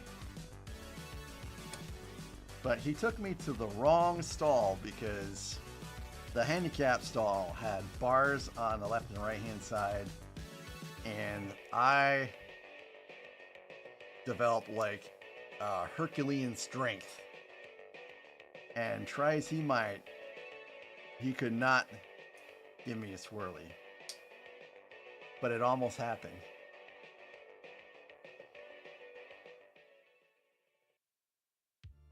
And that was my first day of school. And yes, I did skip a class. I apologized to the teacher afterwards, of course. And he was actually a magnificent teacher. Some teachers don't give you like bonus questions, but he would always give bonus questions to see if you were paying attention.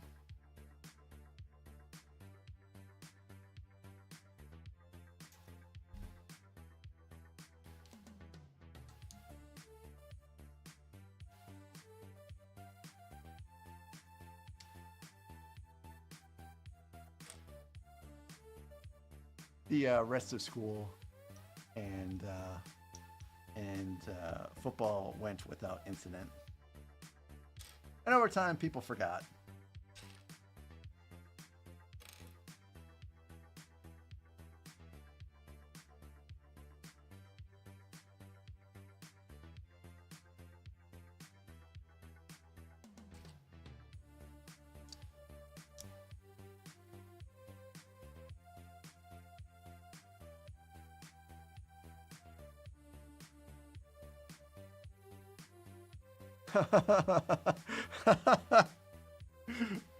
Oh.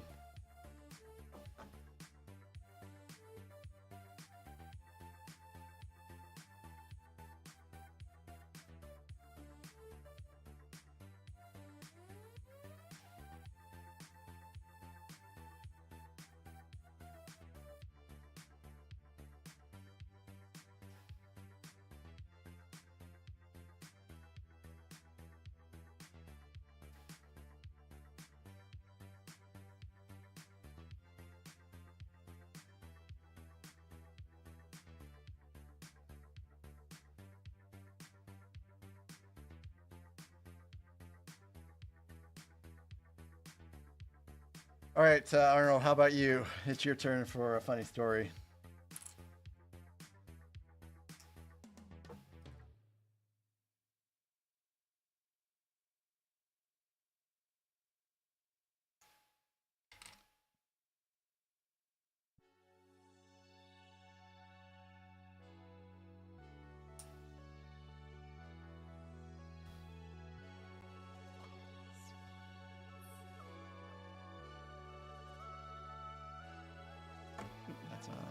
That's all right. It's got to clip it in.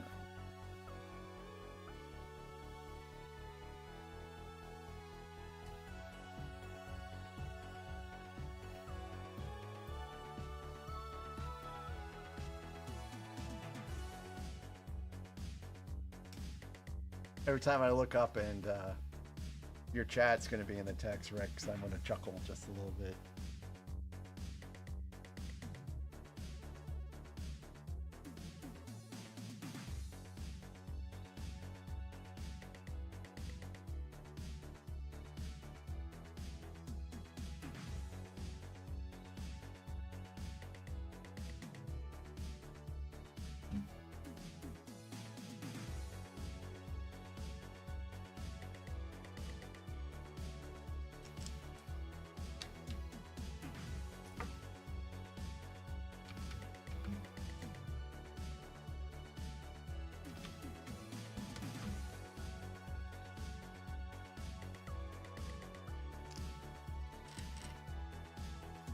Wow. Boo! Boo! Let's see.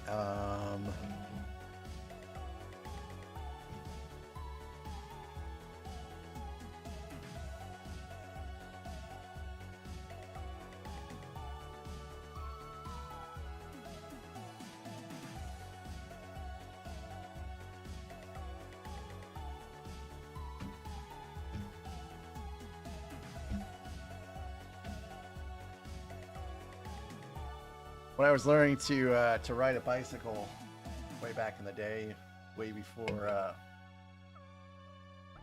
well, just about all you were born, with the exception of maybe Rex was around.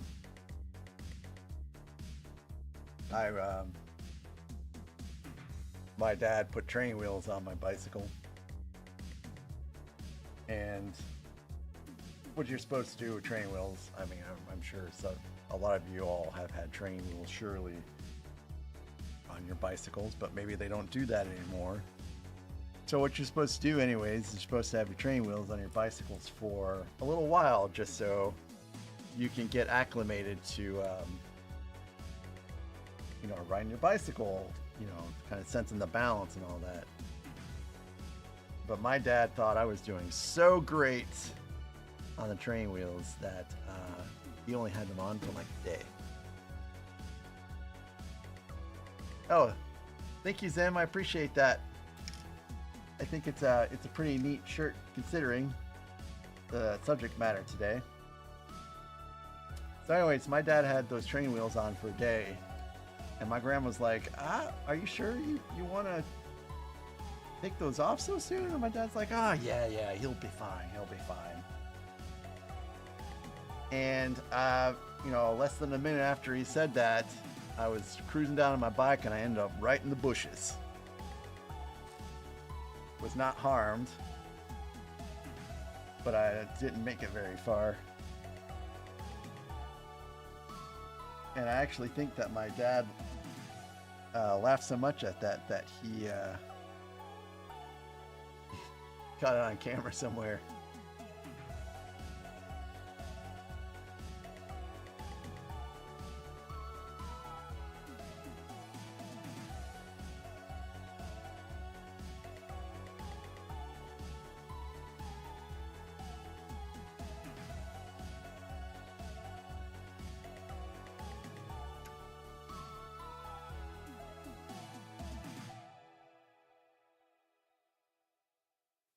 Supposed to use a gun from back 7,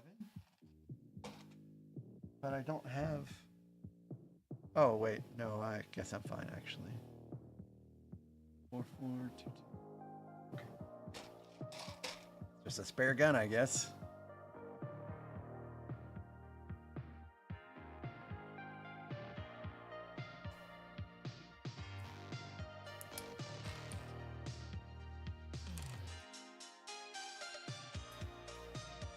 No, Mac was not harmed. I have not been harmed, really, by anything. I've been a pretty fortunate person. Like, I've done my fair share of klutzy things, like playing baseball once. I was like, I got it, and this was baseball, like high school baseball practice. I got it for a pop fly, and I actually have terrible depth perception, and so what ended up happening was I missed the ball, and it just clipped my glove and hit me right in the forehead, and I was like, oh yeah, I'm fine, I'm cool, I can keep going.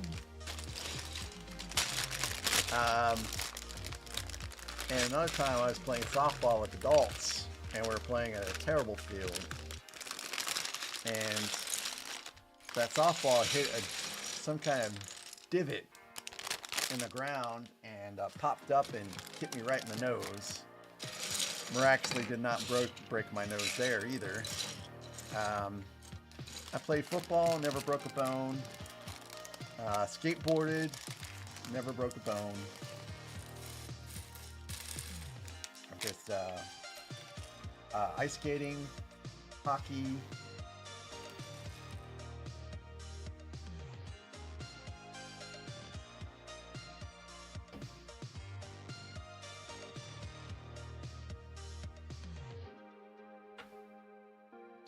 Oh man.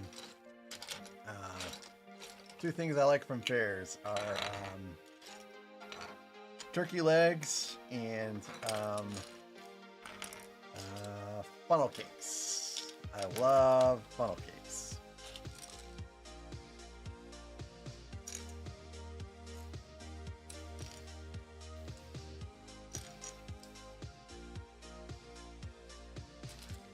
They had one at Six Flags this year, some kind of peanut butter chocolate funnel cake, and man, I was in heaven.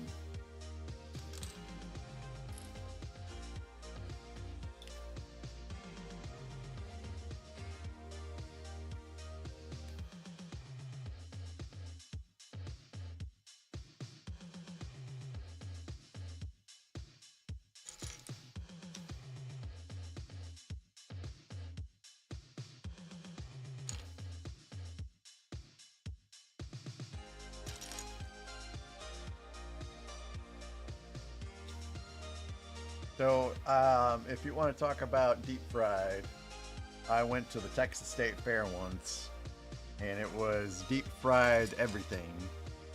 Deep fried Oreos, deep fried Twinkies, deep fried s'mores, deep fried corn dogs, deep fried funnel cakes. And I'll never forget, we went when there was some kind of football game happening in the arena, because inside where they had the Texas State Fair, they also had a football arena. And we were having a pretty good time. And then the doors opened. And the game, because the game was finished, and I thought the Texas State Fair was already kind of crowded at that point. But with all these people coming out, I'm just like, honey, we gotta go. We're never gonna get out of here unless we like go now. And it was Texas A&M and Baylor, I think, were who was playing, because I remember the jerseys. But it was just this sea of people that were spilling out of the arena, and it was just crazy to see.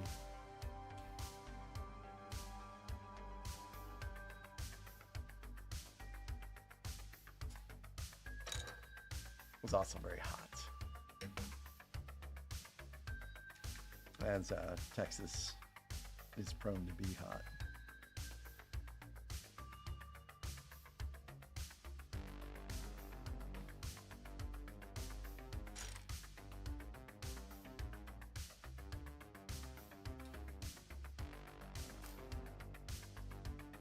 So this is the light green here.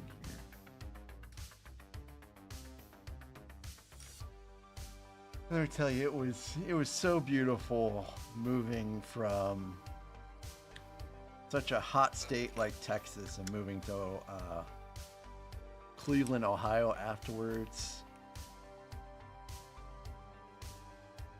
It was like climate heaven to me.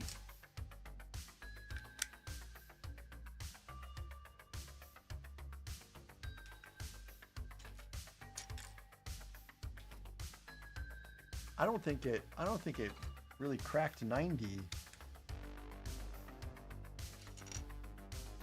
Maybe about 4 times in 4 years. I mean, upper 80s was kind of unheard of. And our little house that we were renting did have AC if we needed it, but most of the time we just cracked open the windows.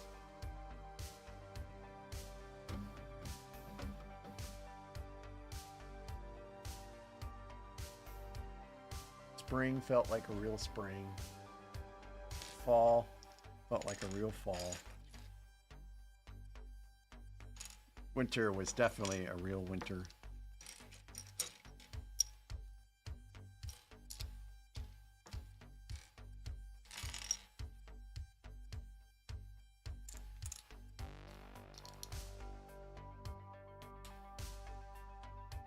Alas.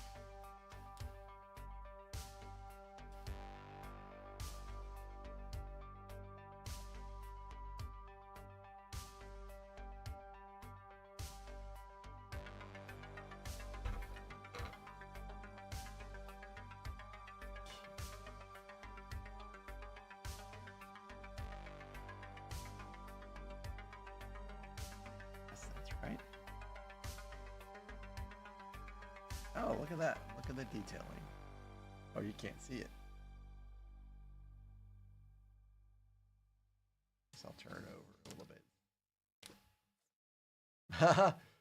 You know, I'm kind of surprised, actually. I have not been asked that yet, what my favorite band is.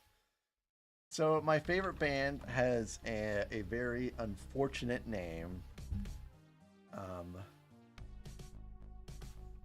They're also no longer around. They have broken up. They broke up, you know, more than 10 years ago. And please, YouTube, do not flag me for saying this, which they probably will. My favorite band is a band called ISIS.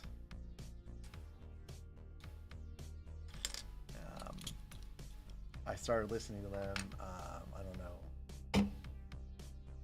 like in 2008 or so. They have some cool prog rock.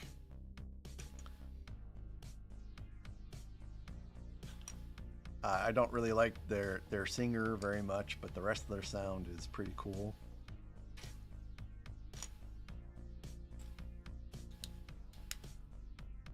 I'd say my second favorite band is Tool. I think I've worn one of their shirts on stream before. I've been to a couple of their concerts.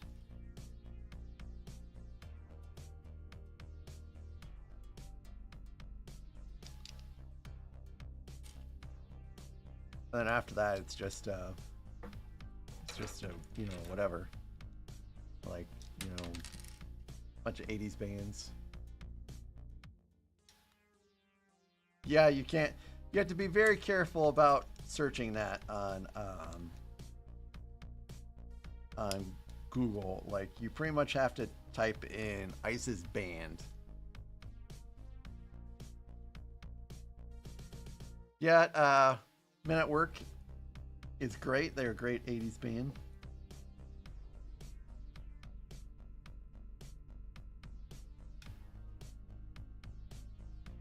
I keep waiting for 80s music, well, I mean 80s in general, to make a comeback, but I don't think it's going to happen.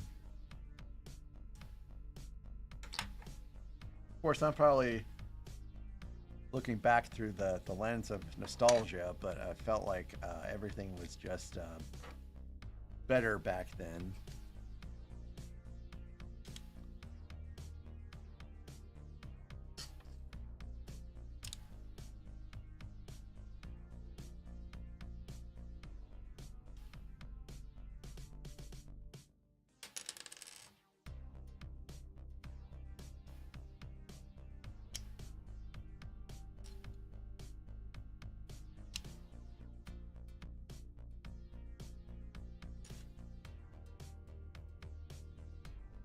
Yeah, 80s was a good time, I feel.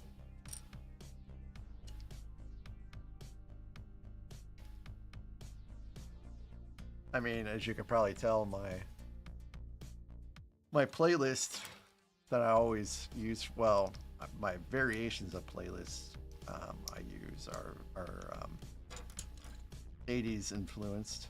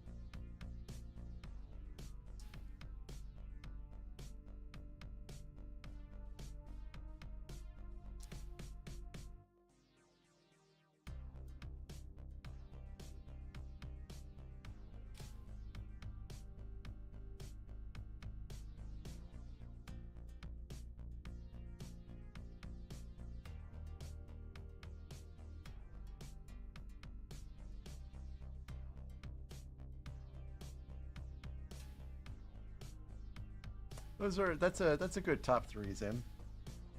I really like all of those bands.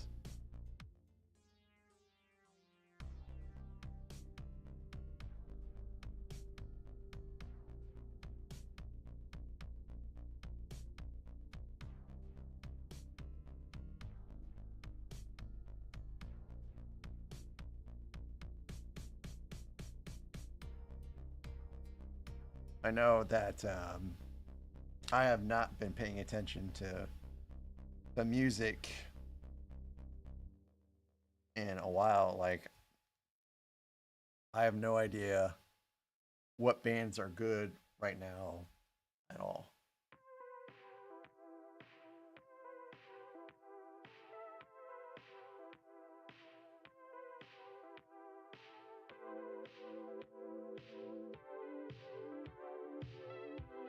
I feel like some of the movies are just like, I mean, we're getting more Jurassic Park movies.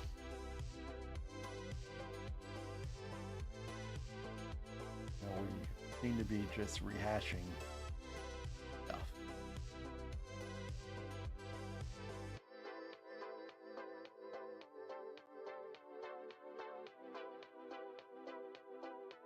I talked about this on one stream. It feels like we don't have any great technological advances since the cell phone initially came out. Like, you know, not the cell phone necessarily, but the smartphone.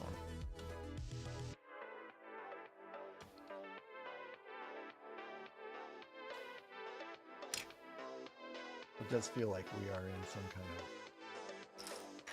stagnation.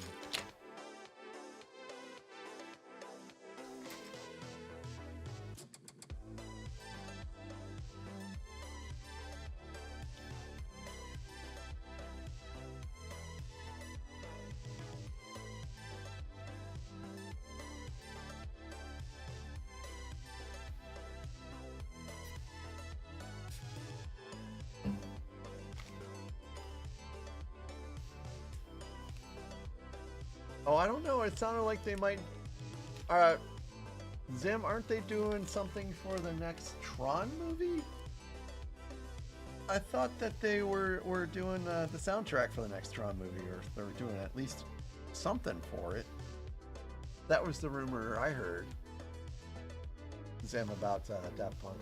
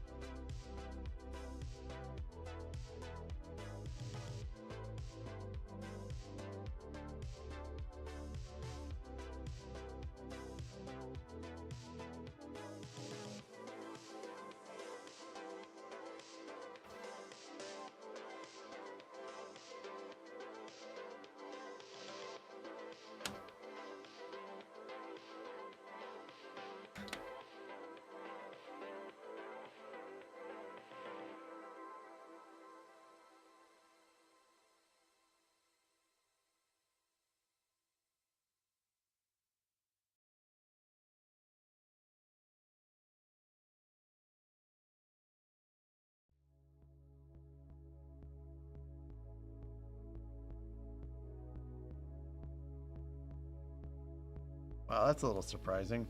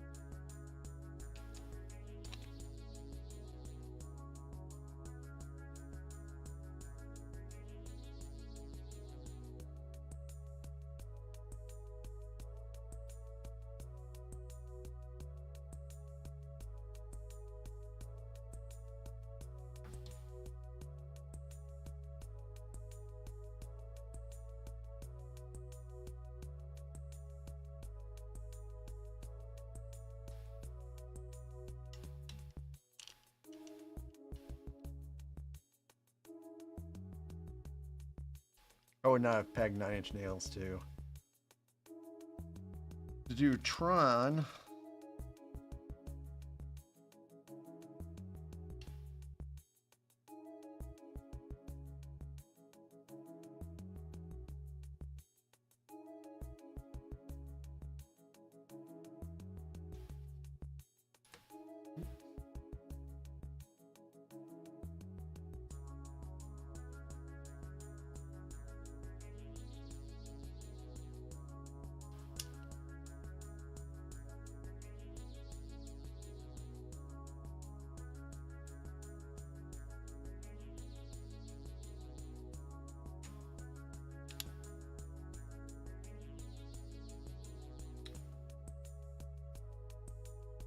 Sweet.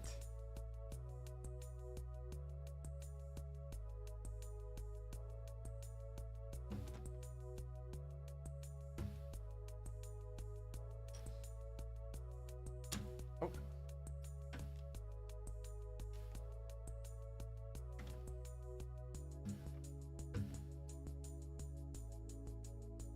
Seems like I don't have very much leeway. Get this in place.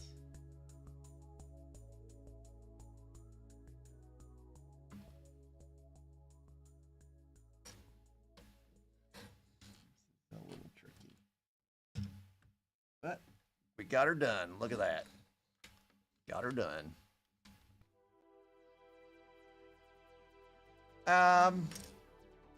Yeah, that is a valid concern. Their constant gaming. Also, did you say what your favorite bands were?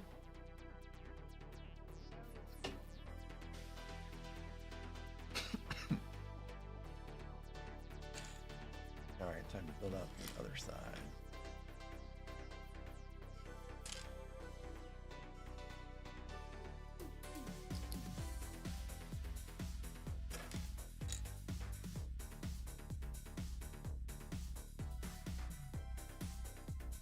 I guess I gotta scroll up. I think I missed it.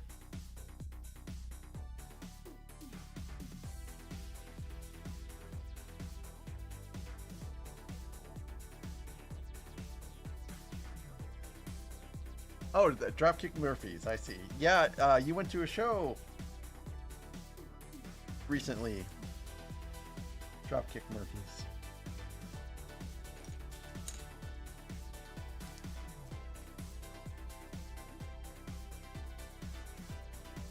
They're a pretty cool band.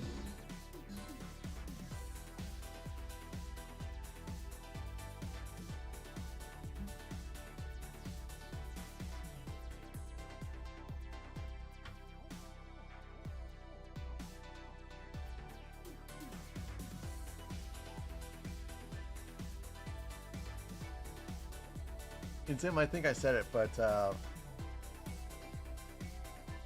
please thank Chelsea for the compliment.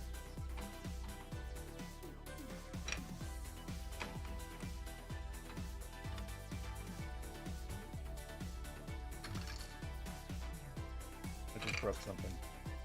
I heard something pop off. And I'm afraid it might not be something easy to do. Oh, I think it was just a gun. Oh, it's just a gun. No biggie.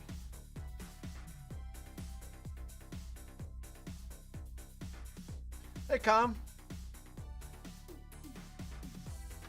Oh, it's no problem. Lurkers are always welcome.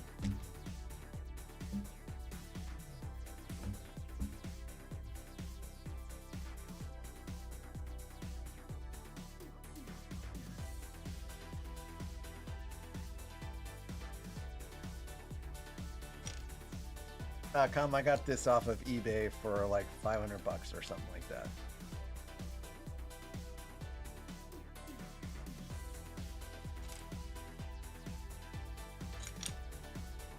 Which I guess is not too bad for a retired set.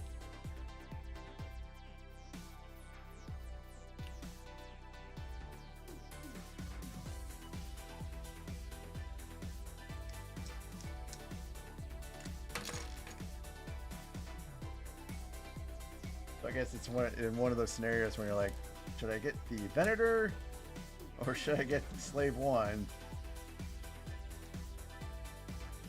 And when you put it in that perspective, you might get it. Although, I mean, the piece count difference between those two things is a little dramatic, but so far as having the set, it is pretty sweet to have.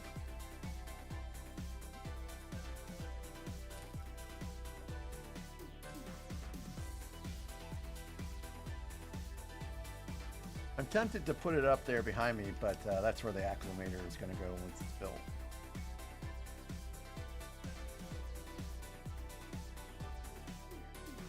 I think the Slave One going to go over there, so I don't know yet. I don't know where Am I putting a sticker on here? I don't think I am. Nope, no stickers on this side.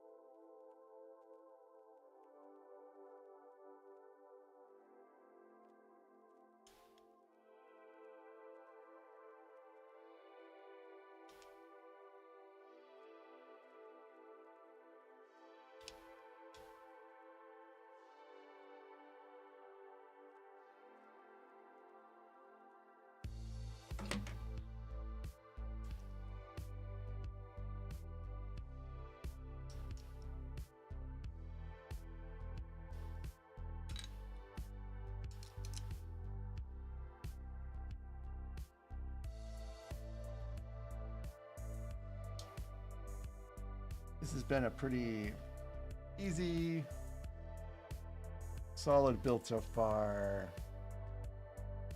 I don't know what it's going for regularly. I know when it came out in 2015, I believe, I think it was selling for $200.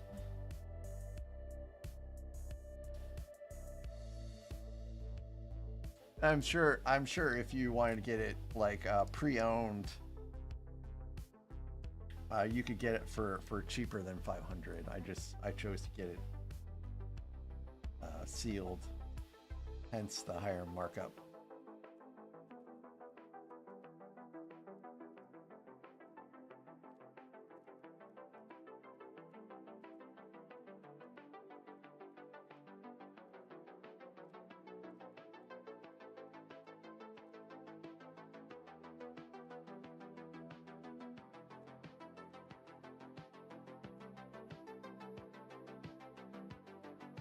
If only I was into Lego back then.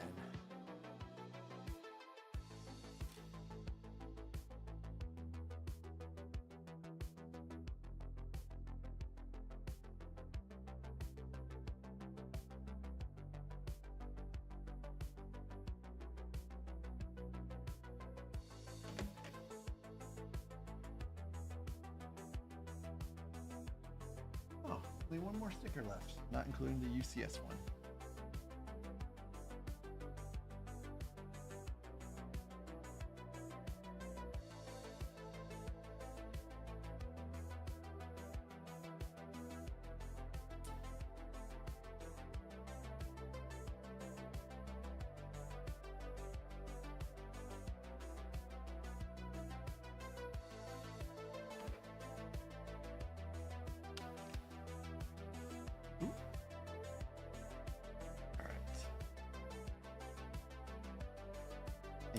Nice and secure.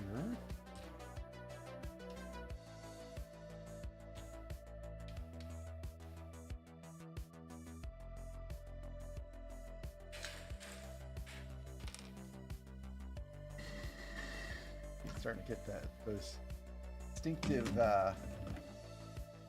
architecture of Slave One. But this is just a little tricky. Also a little tricky on the other side too, but managed to get it in there okay.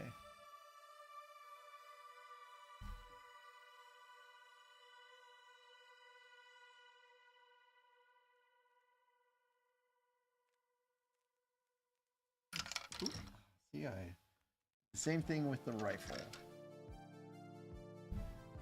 But yep, we're in there. Nice and snug. I think I'll just leave this rifle out for the time being. Keep knocking it out.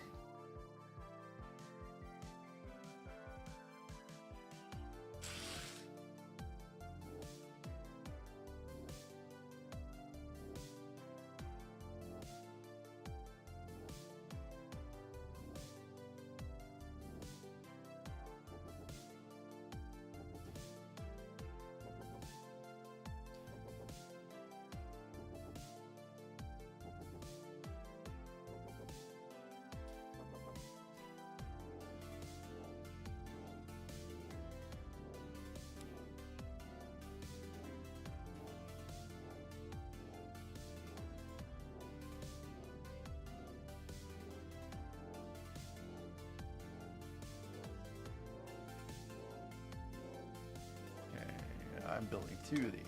I suspected as much.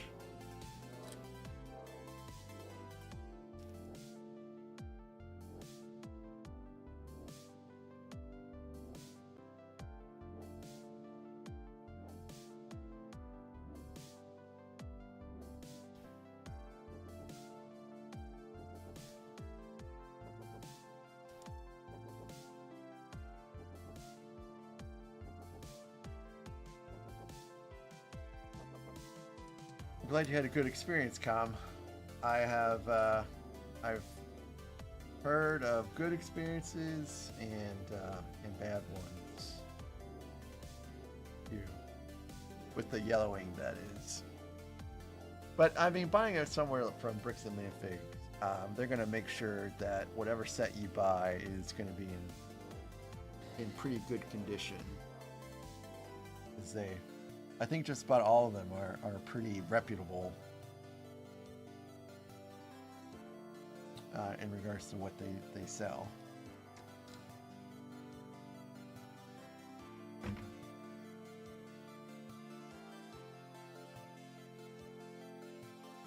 Now, buying pre-owned from eBay, I think that could be a little chancy.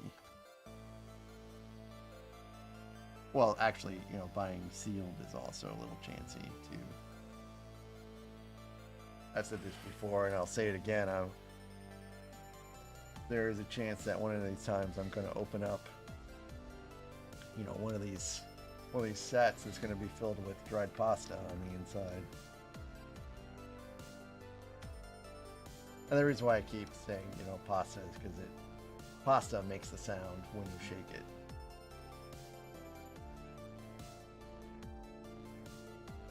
And it seems to be what a lot of scammers actually do use.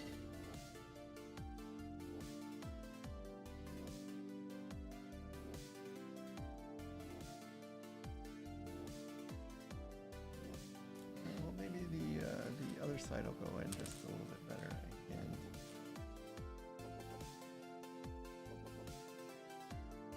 I missed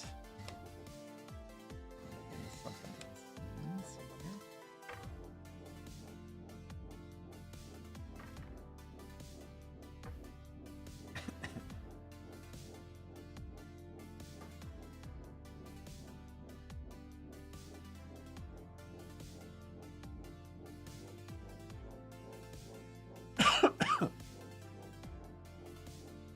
Oh, I've never heard of the puzzle pieces.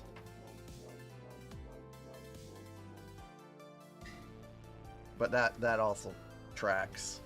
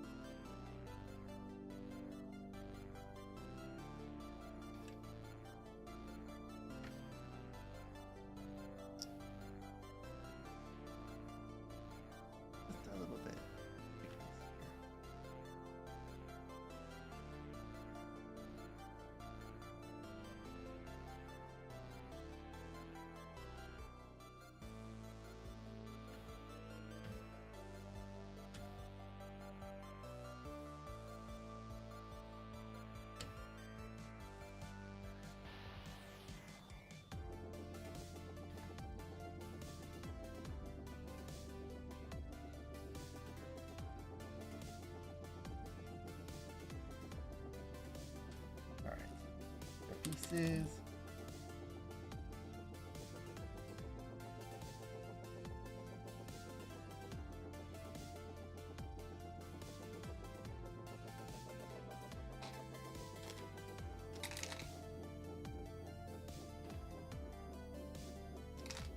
I'm just going to leave this gun out for now.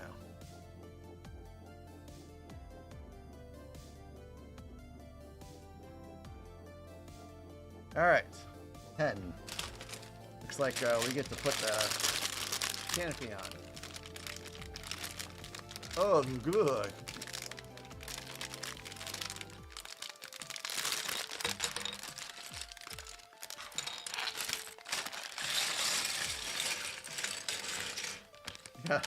You want some hair with your pieces? I'm going to take a quick break. I will be right back.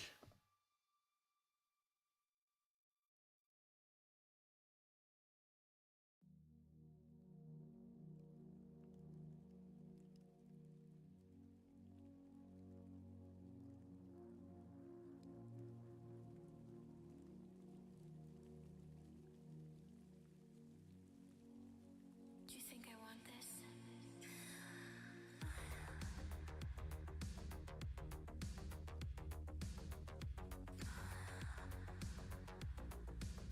Don't stop.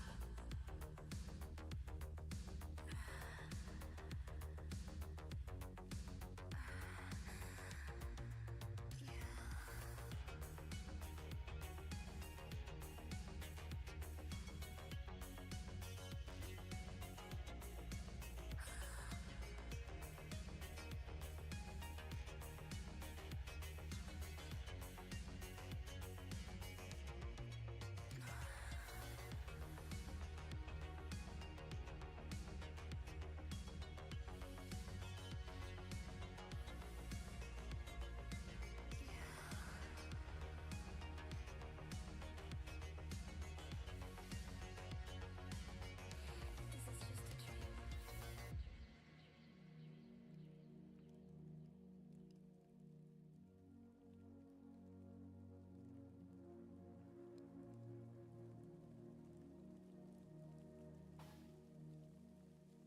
We're back. All right. Still feel like I've got a long ways to go.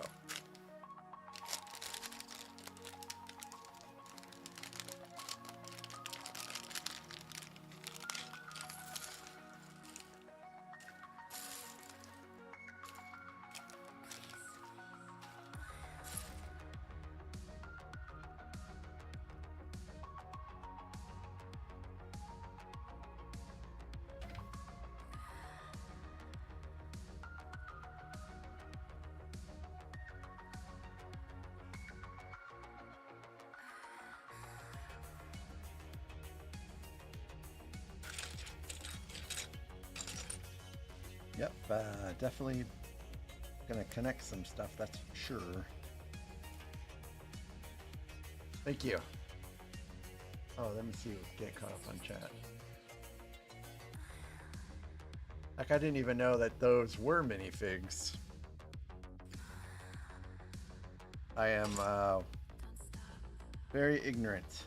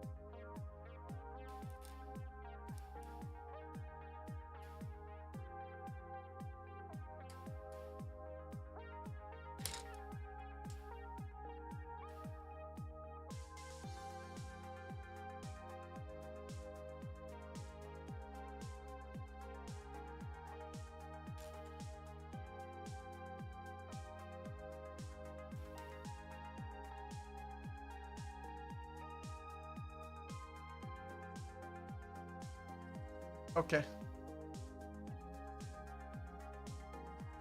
I see, Rex, I see.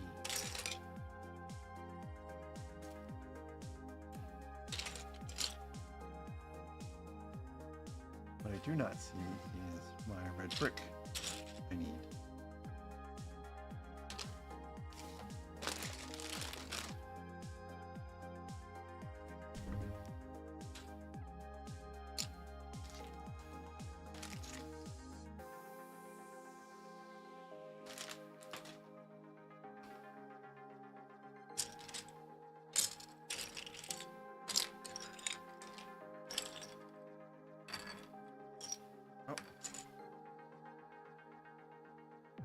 Reddish brown.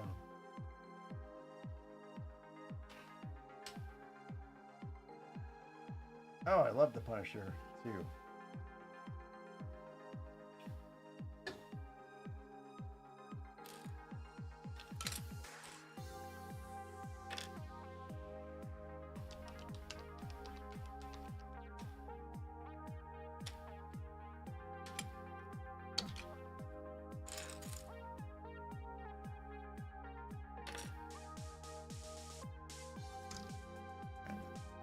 One more time to make sure to go under here.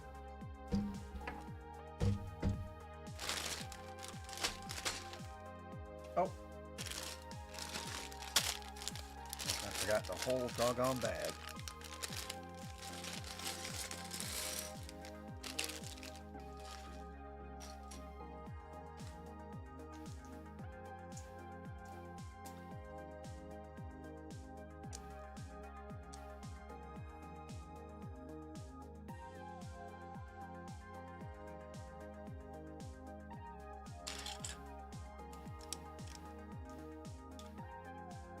I find that oh, Tom Baker, he's my favorite Doctor Who.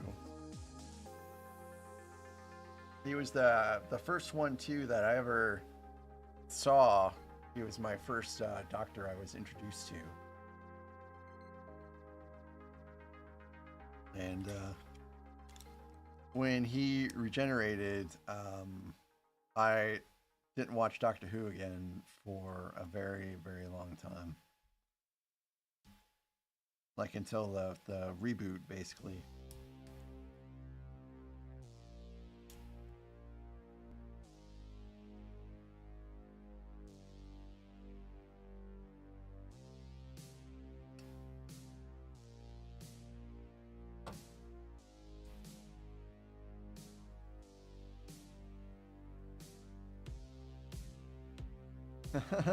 Jelly babies.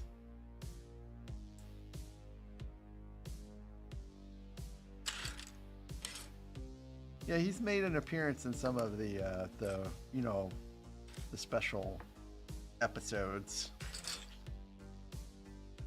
which was great to see.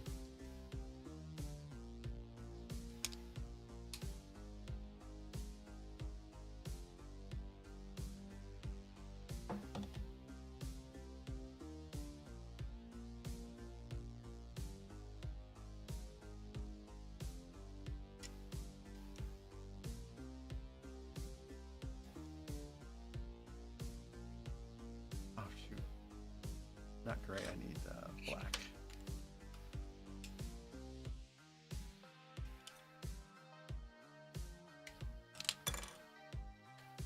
And Christopher Eccleston, he was pretty good, but it was a little hard to get beyond seeing him as bad guys.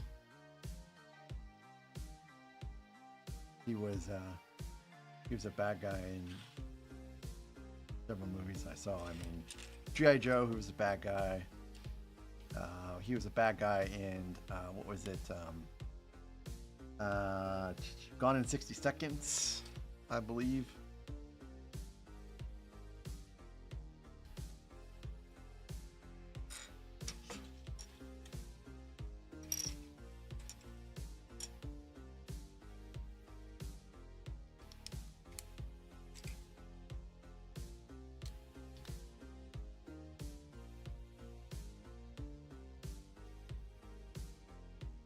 Oh wow, this is an interesting piece. I don't think I've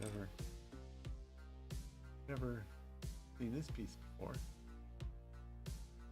I'll focus here in a second. Like a Technic piece with like a little clip on the end of it.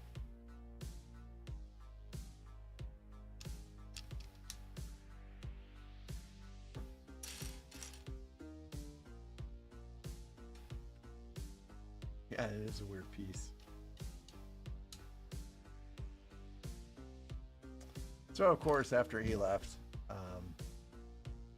and then it was David Tennant, I believe, he took over.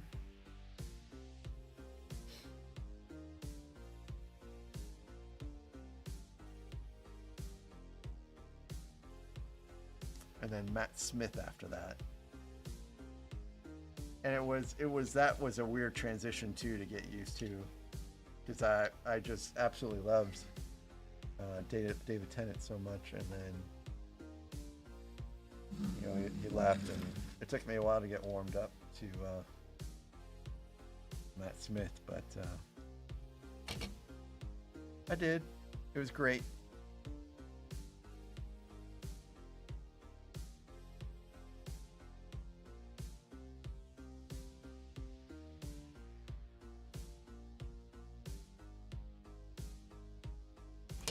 Worry that this might be too. Okay, that's what I need.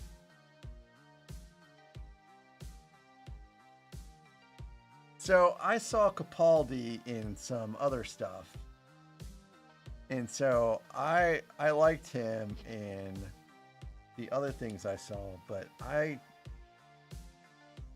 couldn't really get into him very much as the Doctor for some reason.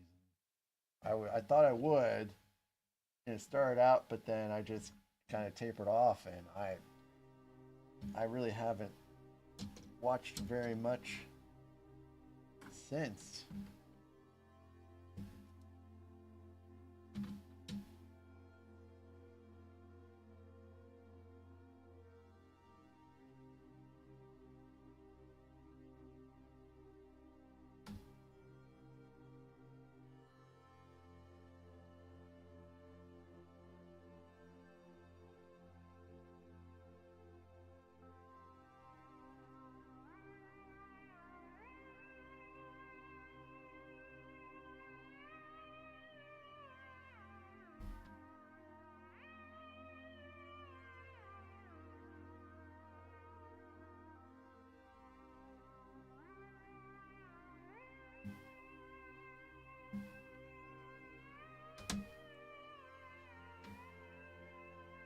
Look at that. Making some progress.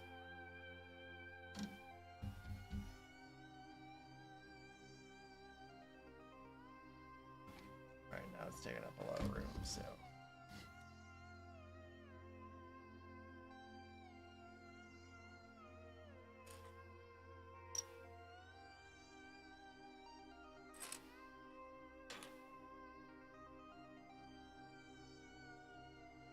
So, my wife's birthday is in January,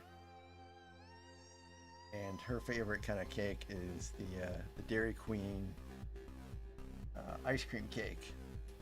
It doesn't really matter which Dairy Queen ice cream cake, as long as it's a Dairy Queen ice cream cake. She's pretty easy to please. And then so she'd have her cake, and then she'd leave almost inevitably always not long after her birthday to go visit her family. And this is when we lived in Cleveland. And so I would just sit there in pajamas on the couch watching Doctor Who and just eating ice cream cake just straight off of the plate, not even cutting a piece, just eating Dairy Queen ice cream cake, watching Doctor Who. It's actually pretty great. Got real fat, but it was pretty great.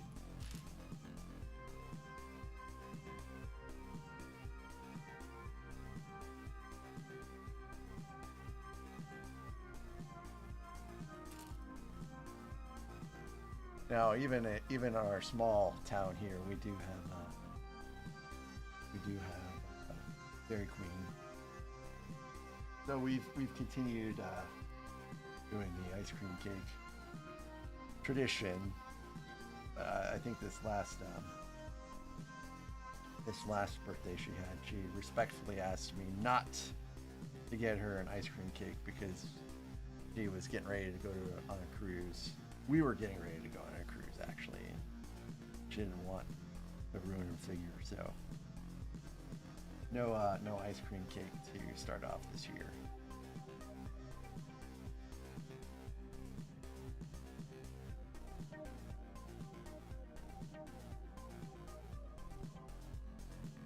My favorite dessert is tiramisu. And so for my 40th birthday that happened, which feels almost like yesterday, but it was not yesterday, she fixed me a tiramisu cake. And my goodness, it was amazing.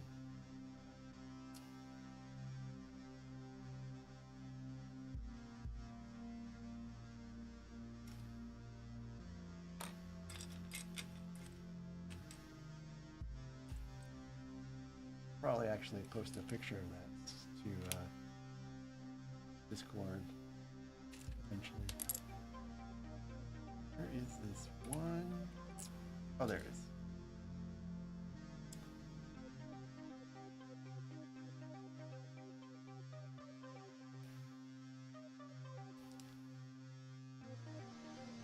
They have this amazing ice cream place here in town. And it is so good that my in-laws want me to bring it with me whenever I go visit them. So we usually get some and put it in a cooler and take it with us when we go up to St. Louis.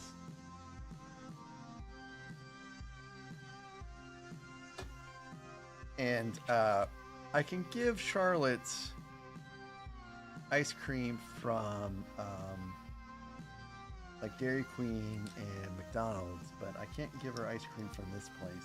She does not handle it well, if you get my drift.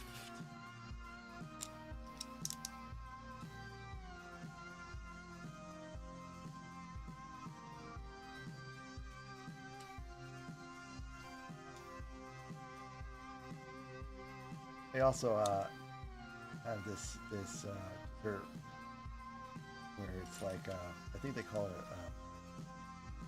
PB pie, PB pie, but it's not a pie. They just take a plate and they just pile on peanut butter ice cream and caramel and chocolate syrup and cherries and all this other stuff. Oh my goodness. It is to die for.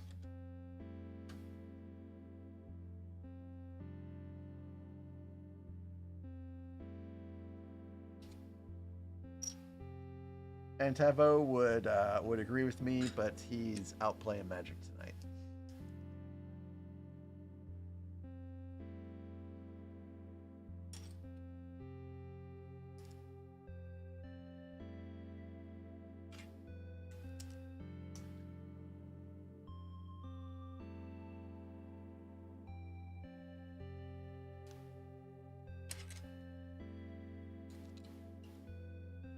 Yeah, Rex, I don't disagree.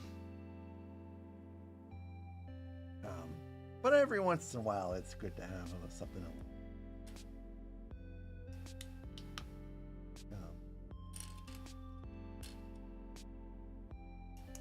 exotic, I guess.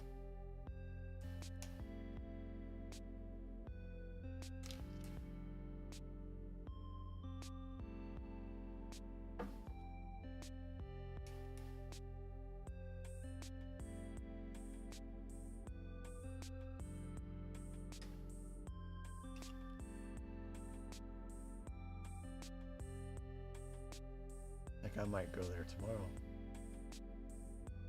So Zim, I can kill a pint of fish food in like no time flat, and be like, what happened to my ice cream? It was just there a minute ago.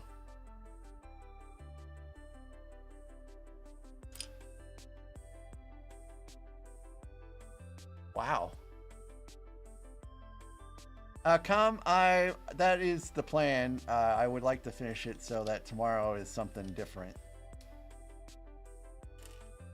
Now, I mean, yeah, well, I don't know. I guess after this, we'll see kind of what everyone thinks.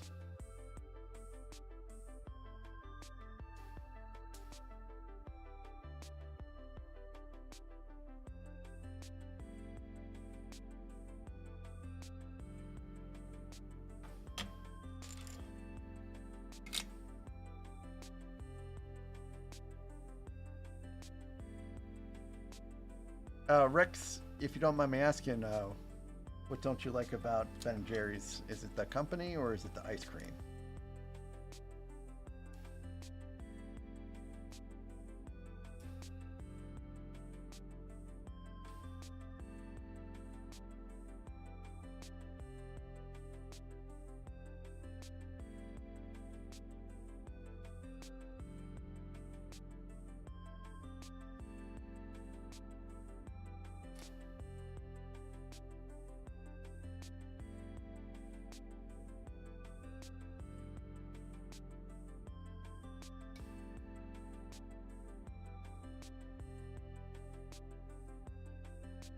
So I'm being very careful with this reddish brown.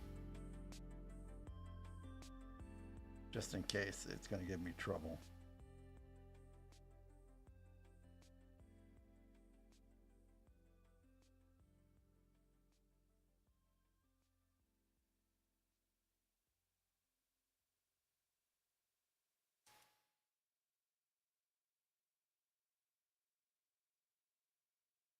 Understood, understood.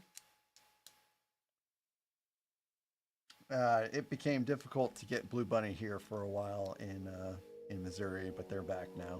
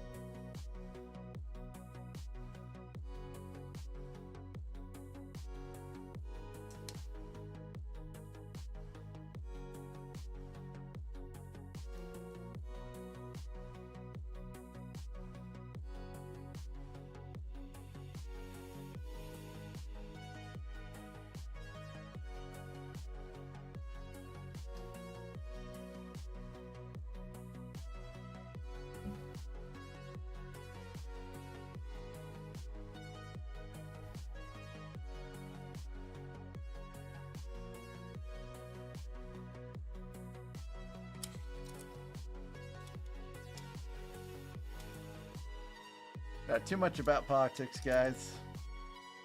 I try not to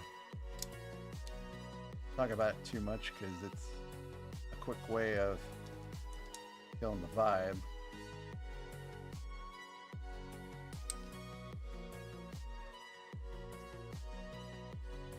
I mean, I don't think we have strayed into an area of killing the vibe, but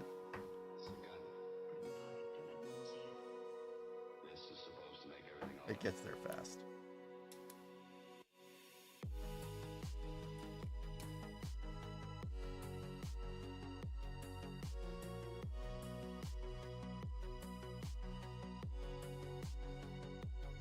I'm missing.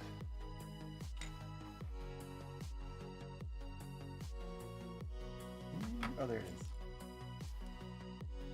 Boy, it's been a while since I actually had it's been a long time since I've actually really been legit missing a piece for a while.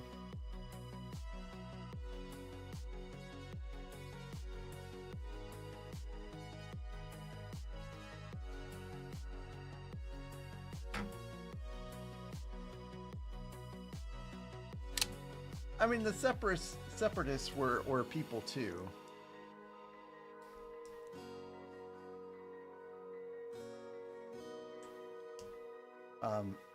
I think they had a pretty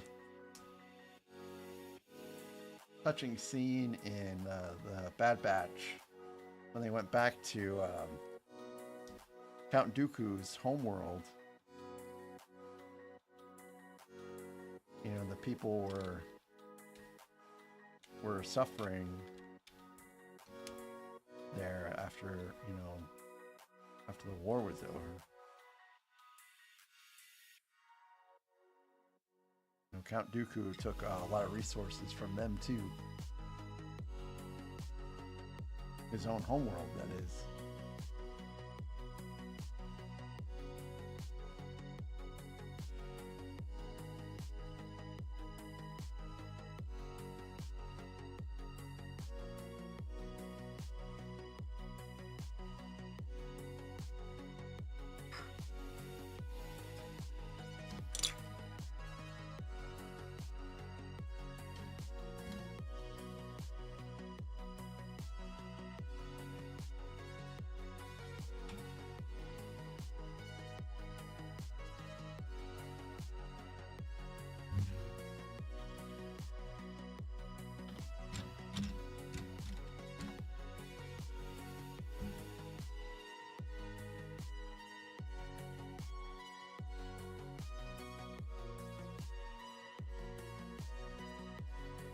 I would say there were really no winners for the war unless you were Sith. I guess, supported the Galactic Empire. But everyone else were definitely losers, including the people that fought for the Separatists.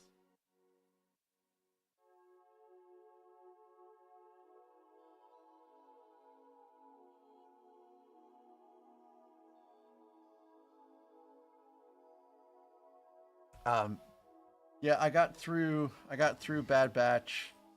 I got through most of the Tales of the Empire, and then I got through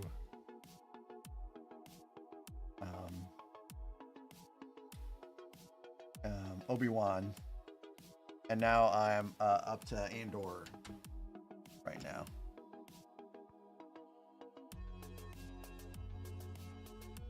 I don't really know why I'm putting this through here. Guess maybe it's just where this stays. Gather?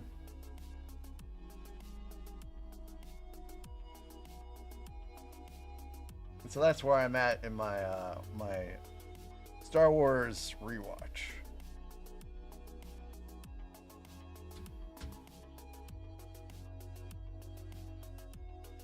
What's Tag and Bink?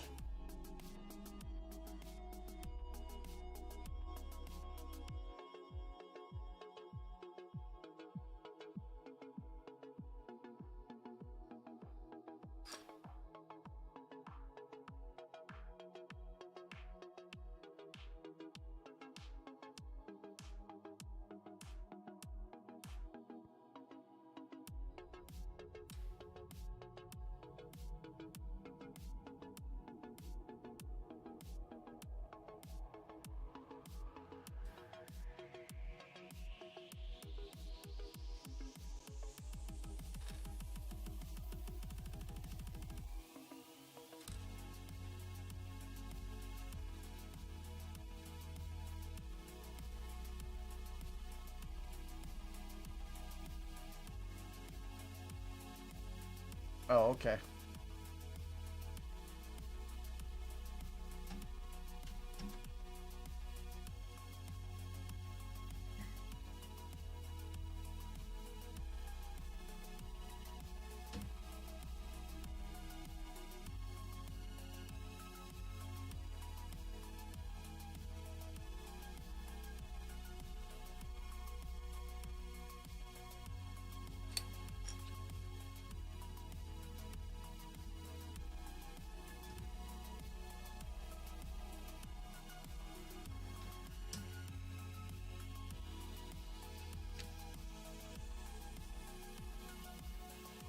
Yes, I do remember about Darth Revan.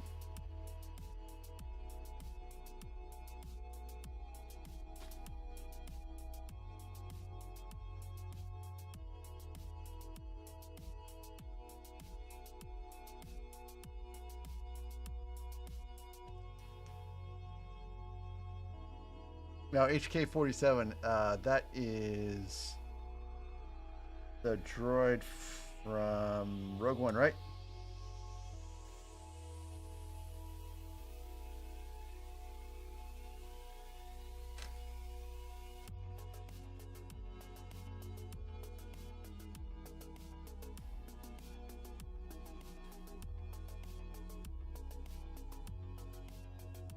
Oh, my bad.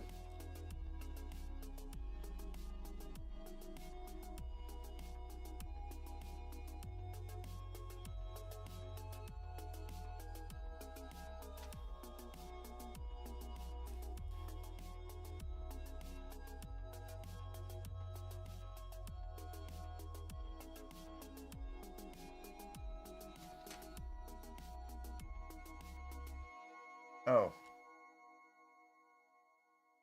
I'm terrible with names, even of droids.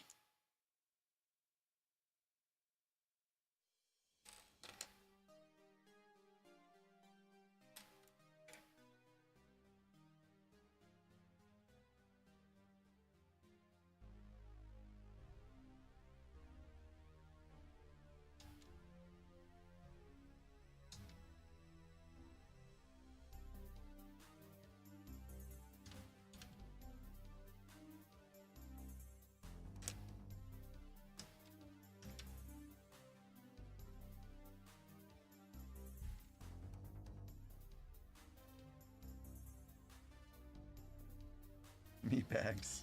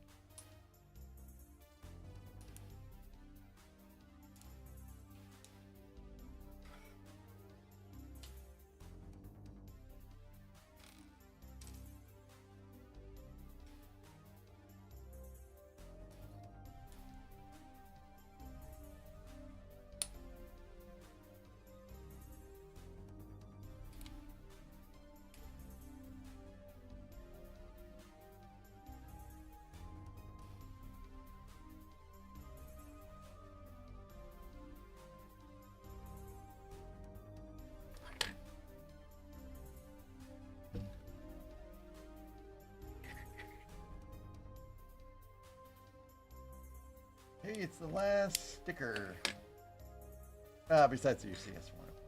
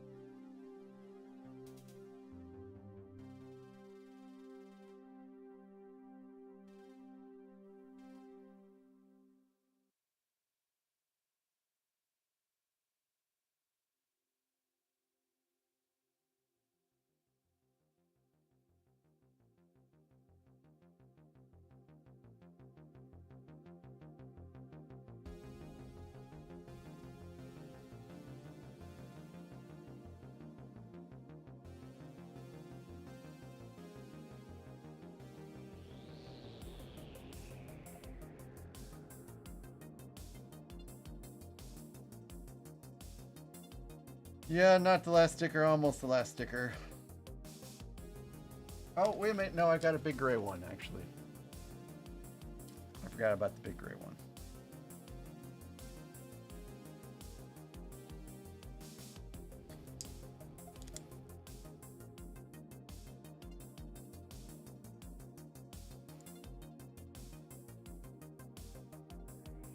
I have that on backwards.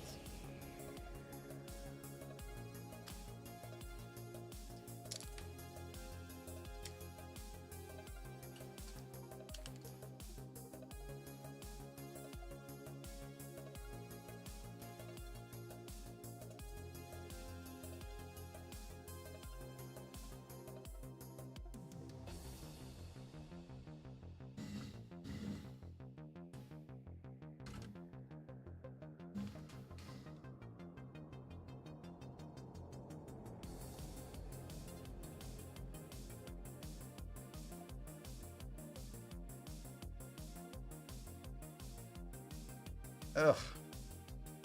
Oh, wait. Oh, there are two stickers, not one big one. All right, where's that canopy at?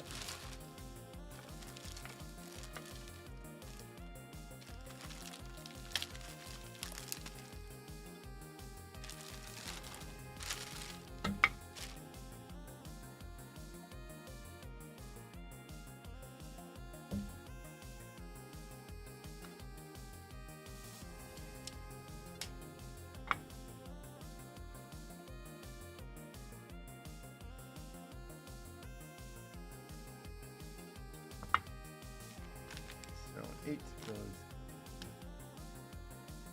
right left.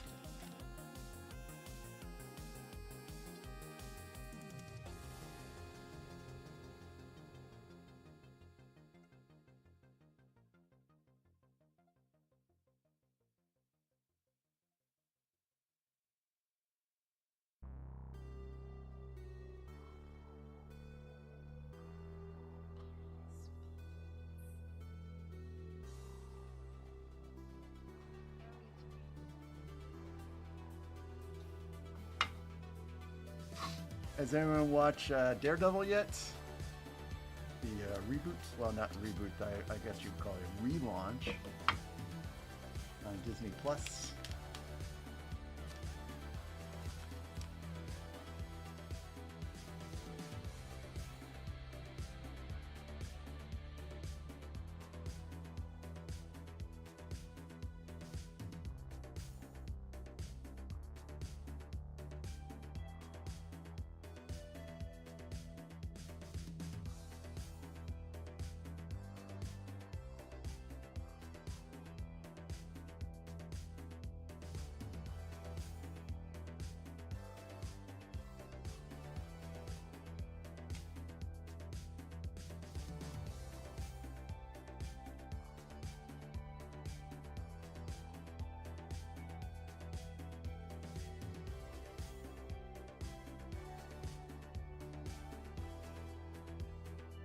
So you like the John Bernthal Punisher then? What about the Thomas Jane Punisher?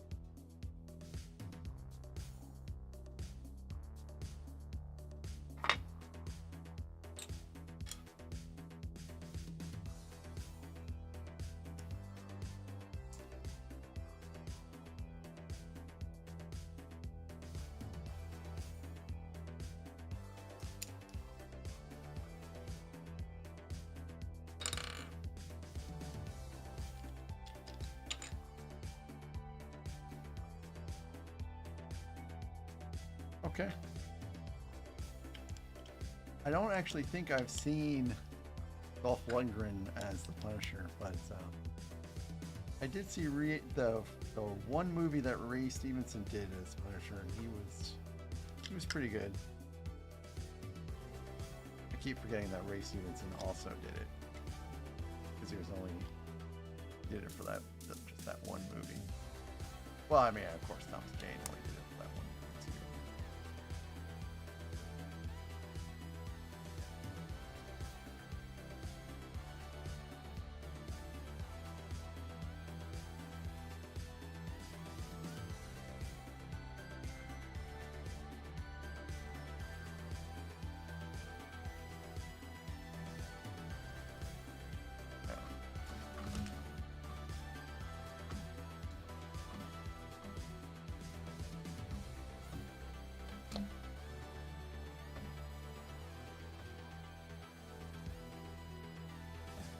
Okay, this doesn't actually really snap it.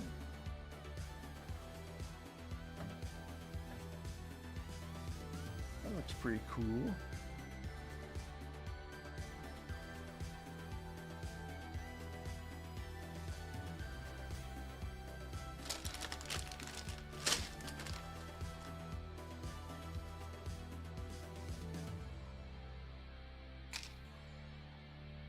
All right. So it is 9:15. I have 3 bags left.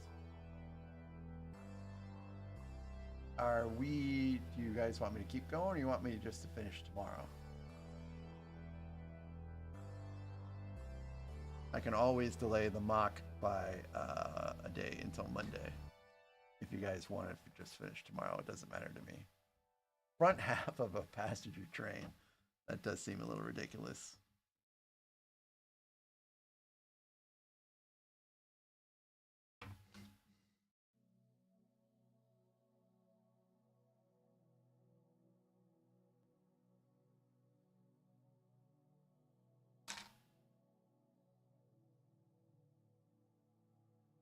Well, I'm either going to go all the way or call it here because I'm not going to just build 2 bags tomorrow. 3 bags is actually. Well, I just built 3 bags, and that took 3 hours for some reason. Probably because I goofed off too much. Yeah, it's.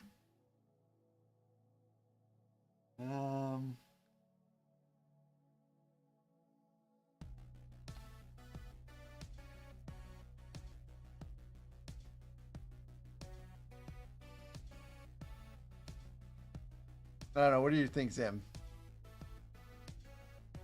Yeah.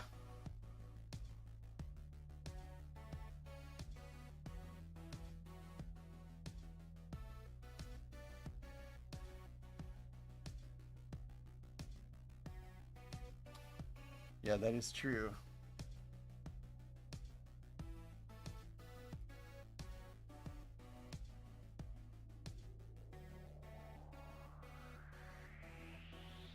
Okay, so something I did want to confirm that yes, I am on a low latency right now.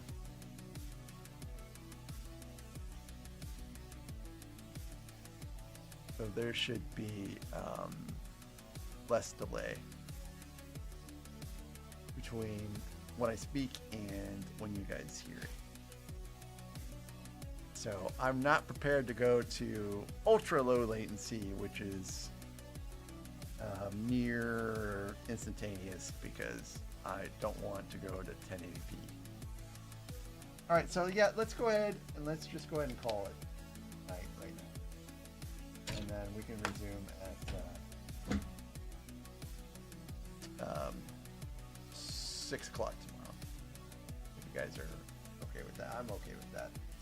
And that kind of relieves some pressure on me in regards to my mock pieces coming in and getting everything set up in time. So, and starting Monday for a mock seems like it's a good day to start anyways. Todd, you're always welcome, and thank you guys for making it here again. You guys are why I keep doing this. I'm not in it to make money, although if I get monetized, I will gladly accept that. I'm here to build Legos with you all and engage in good conversations. I appreciate you guys being here. I hope to see you guys tomorrow for the big finale part 2. You guys have a good night. Happy Friday. Be kind to everyone. I guess I'll say that as a finishing note in honor of my buddy Brent, who was just the nicest guy, and he encouraged everyone to just be kind. So, guys, have a good night, and I will see you all tomorrow. Bye-bye.